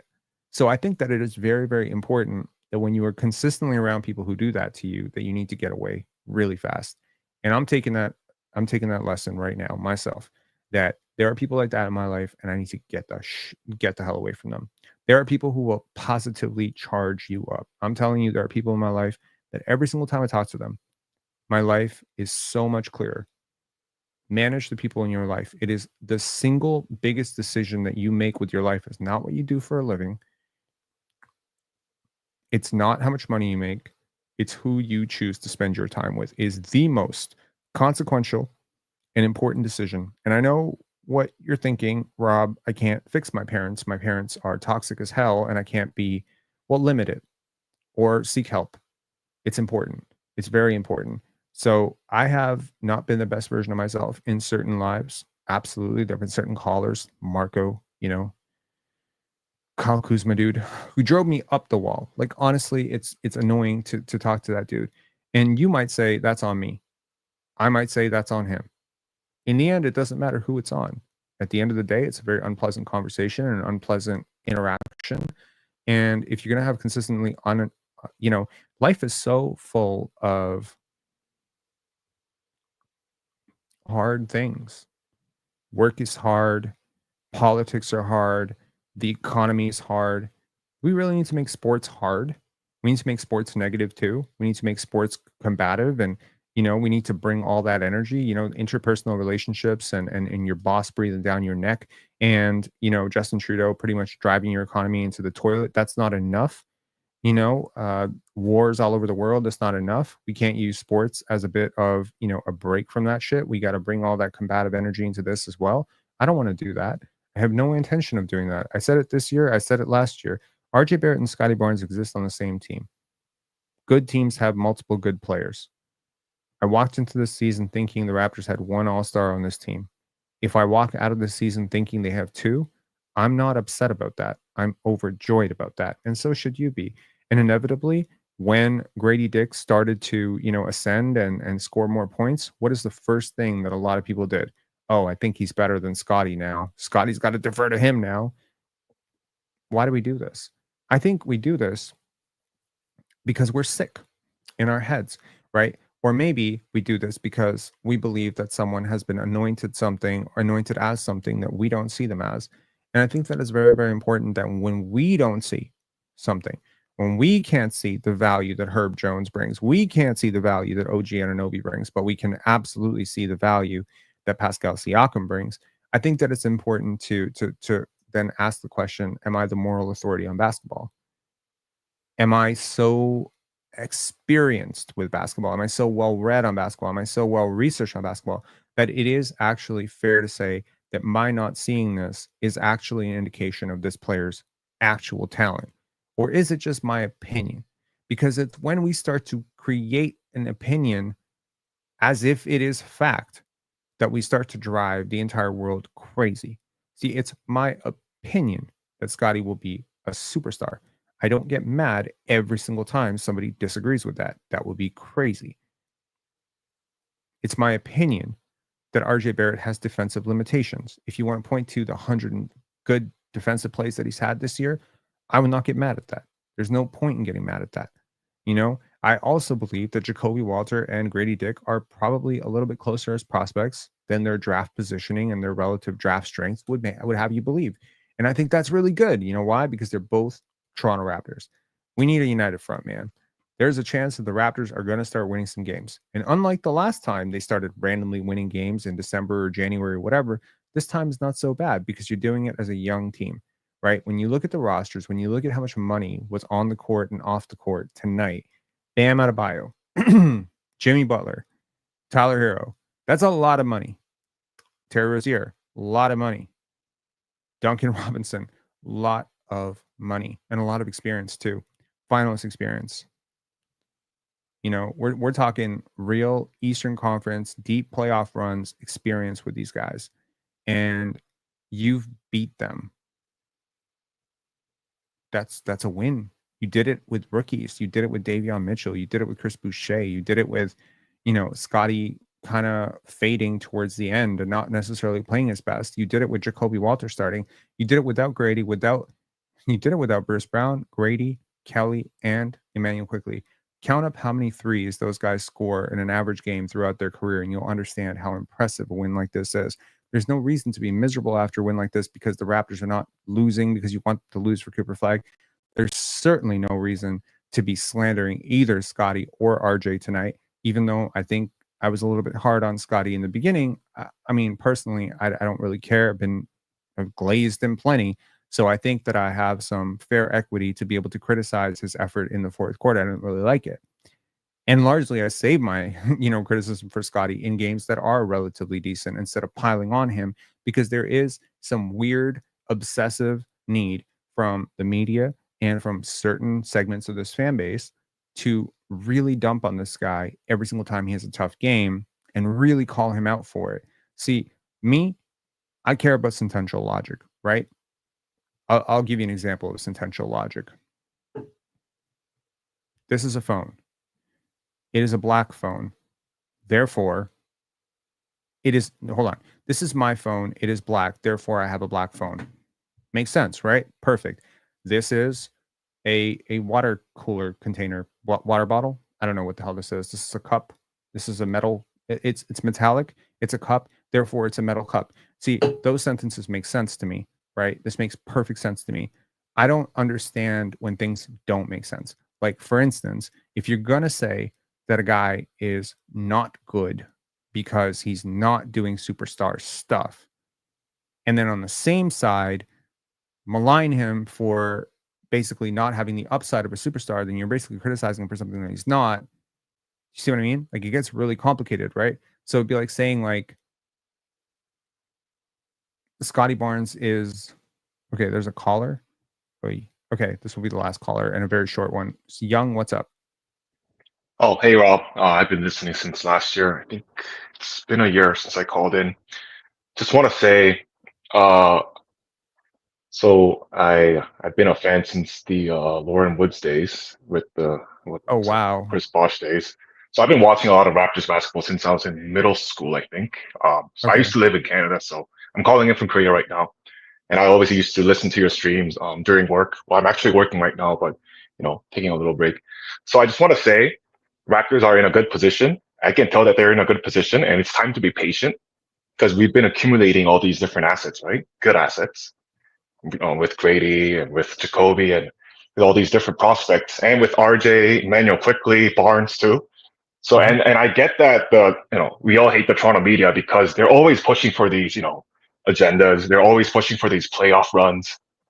If we're in a if we're not if we don't have a good record, and they start panicking, and they're pushing that towards we can tell that these reporters have been given these random agendas to push that towards the media and push that towards the public, and I find that annoying. But I know for a fact that Masai has a plan to be patient, to accumulate and keep the good assets, and hopefully get rid of the ones that are not as good in the long run. Because I don't think it's fair to evaluate our roster right now, given that IQ's been injured for a long time, Grady's been injured, and it hasn't been that long since Jacoby got some runs in, and we don't know, as a team, what this overall team is going to look after we're all healthy. Do you remember Yeah. the time when Vince Carter got hurt and the Raptors went on this crazy run to end the season, and they were supposed to be tanking, but they didn't tank, and instead they went on this crazy run, and then they ended up facing the Detroit Pistons and took them to 5 games? Do you remember that? I can't. Sorry, I was too young. I think I started watching when Bosch was a rookie. I've seen the end of Vince. So that was before. So that was right before, a couple of years before Chris Bosh was a rookie. Vince, I believe, elected to have arthroscopic surgery because the. Oh, right. And then we all started hating on him. Yeah. I didn't, but yes. Yeah. Well, the media, yeah. The media did, and it was Chris Childs who basically missed. Anyways, the point is, they lost their best player, and ended up being a really good team without him. And it was, a lot of people started to sort of question the value of Vince after that.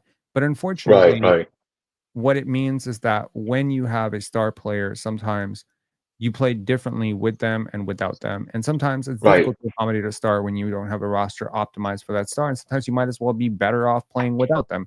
And I think that, defensively, Vince was not great in that year. Like, he was really lagging ass defensively. And I think the fact that when they lost them, they started playing better defense. That's what led to all the winning. It also matters that teams were probably walking in here saying they don't have Vince Carter, we don't have to try tonight. And then boom, you catch them sleeping a little bit. So I think that it's very important to realize that, like, just getting Emmanuel quickly back may make you worse as well for a bit. And that won't be an indictment on Emmanuel quickly at all. Because the process is the process, and a guard who can shoot that way and in theory defend that way and works as hard as he does is a massive upgrade over who we've been playing in his place. But defensively, I could argue he's probably not going to be able to do some of the same stuff that Davion does, at least pressuring the basketball with all that energy and all that force.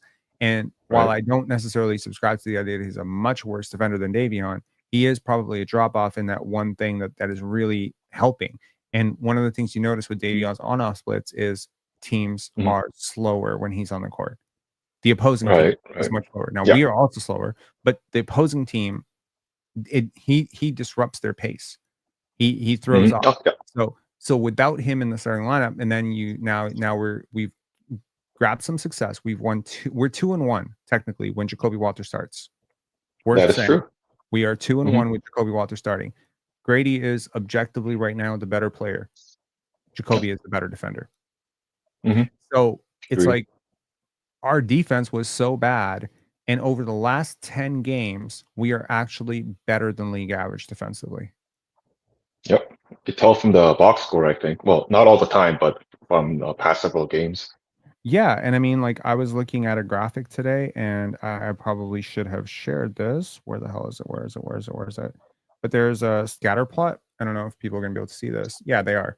And you can see the Raptors just above that average defensive team, and they're just on that trend line, if people can see that, of That's a offensive. vast improvement from what we used to be before Jacoby. Absolutely. And I mean, that's just 10 games. So it's not all Jacoby. It's worth saying that's not all Jacoby Walter's doing. He's participated in it though, because that's including 2 games in which he started. And yeah, I just think, when you go inevitably to Bruce Brown, who wasn't a good defender last year, Kelly Olynyk, who wasn't a good defender last year, you'll get more offense back. But now you're shelving a guy like Jonathan Mogbo or Jacoby Walter or Jameson Battle, who have been really good for you. So I kind of understand why Ziggsaw Puzzle asks me every single day who's going to start when all these guys come back. And I'm always like, who cares? It doesn't matter. But I get it now, too. It's like the Raptors are building on something successful here. It's just difficult to imagine how it's going to all translate when everyone comes back. And some of the pieces that are contributing to winning now have to be replaced by pieces who contribute in different ways. And so now it's like, okay, well, RJ is scoring like 20 to 26, 27 points per game. Jakob is getting used to scoring 20 every other game. Scottie is dropping triple doubles. Now it's like Grady was at one point scoring 20 every game, right? So it's like, who takes the back seat? Who is the person who's going to have 8 points to accommodate everybody else? You know what I mean? That's not a bad problem to have. I'm just saying, like, it's a good problem. Yeah.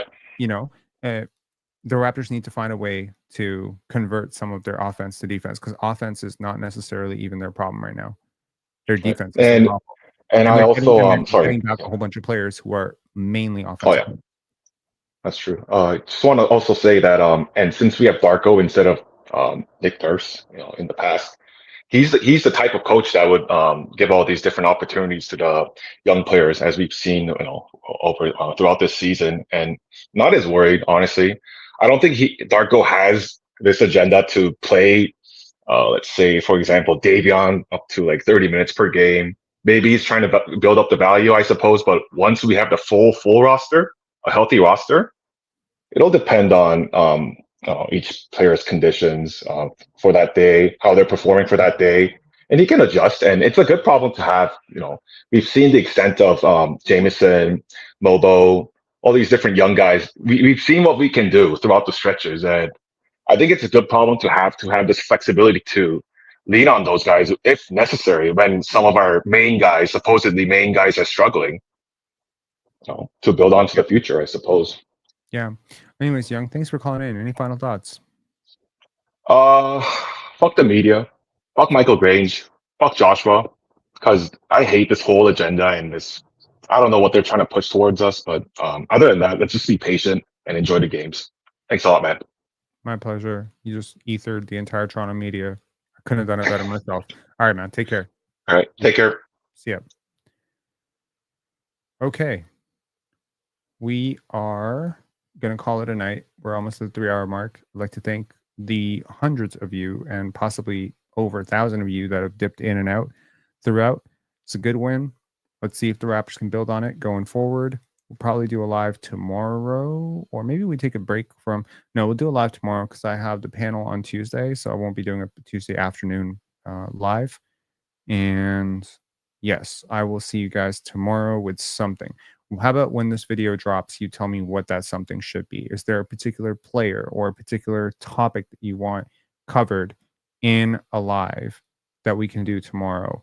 And then I can prepare in about 2 hours. So maybe not a deep dive on every single pick and roll possession of Scottie Barnes, but something manageable to do tomorrow. I'd love to do a live for you guys tomorrow. Let me know. We want to finish out the year strong. Fourth quarter gang, stay strong. Take care of your mental health. Drink water. Get some exercise. Get outside. Get some sleep. Absolutely. And surround yourself with good people. It's very, very important because like attracts like bleeds onto like. And, whether you're religious or not religious, whether you believe in a higher power or not, trust that things do not have to remain as they are. Great. Have a great one. And thank you again to Greg and Recruiter Dude for the super chats. Very generous as always. We just finished our best month ever in November. And my first thought was, let's top it in December. Let's go. Let's get us to 12,000 subscribers. If you're not subscribed, I think I think if you're sitting here at nearly midnight after a 6 o'clock game, I'm pretty sure you're subscribed. But if you're not subscribed, you should subscribe. Talk to you guys later. Bye.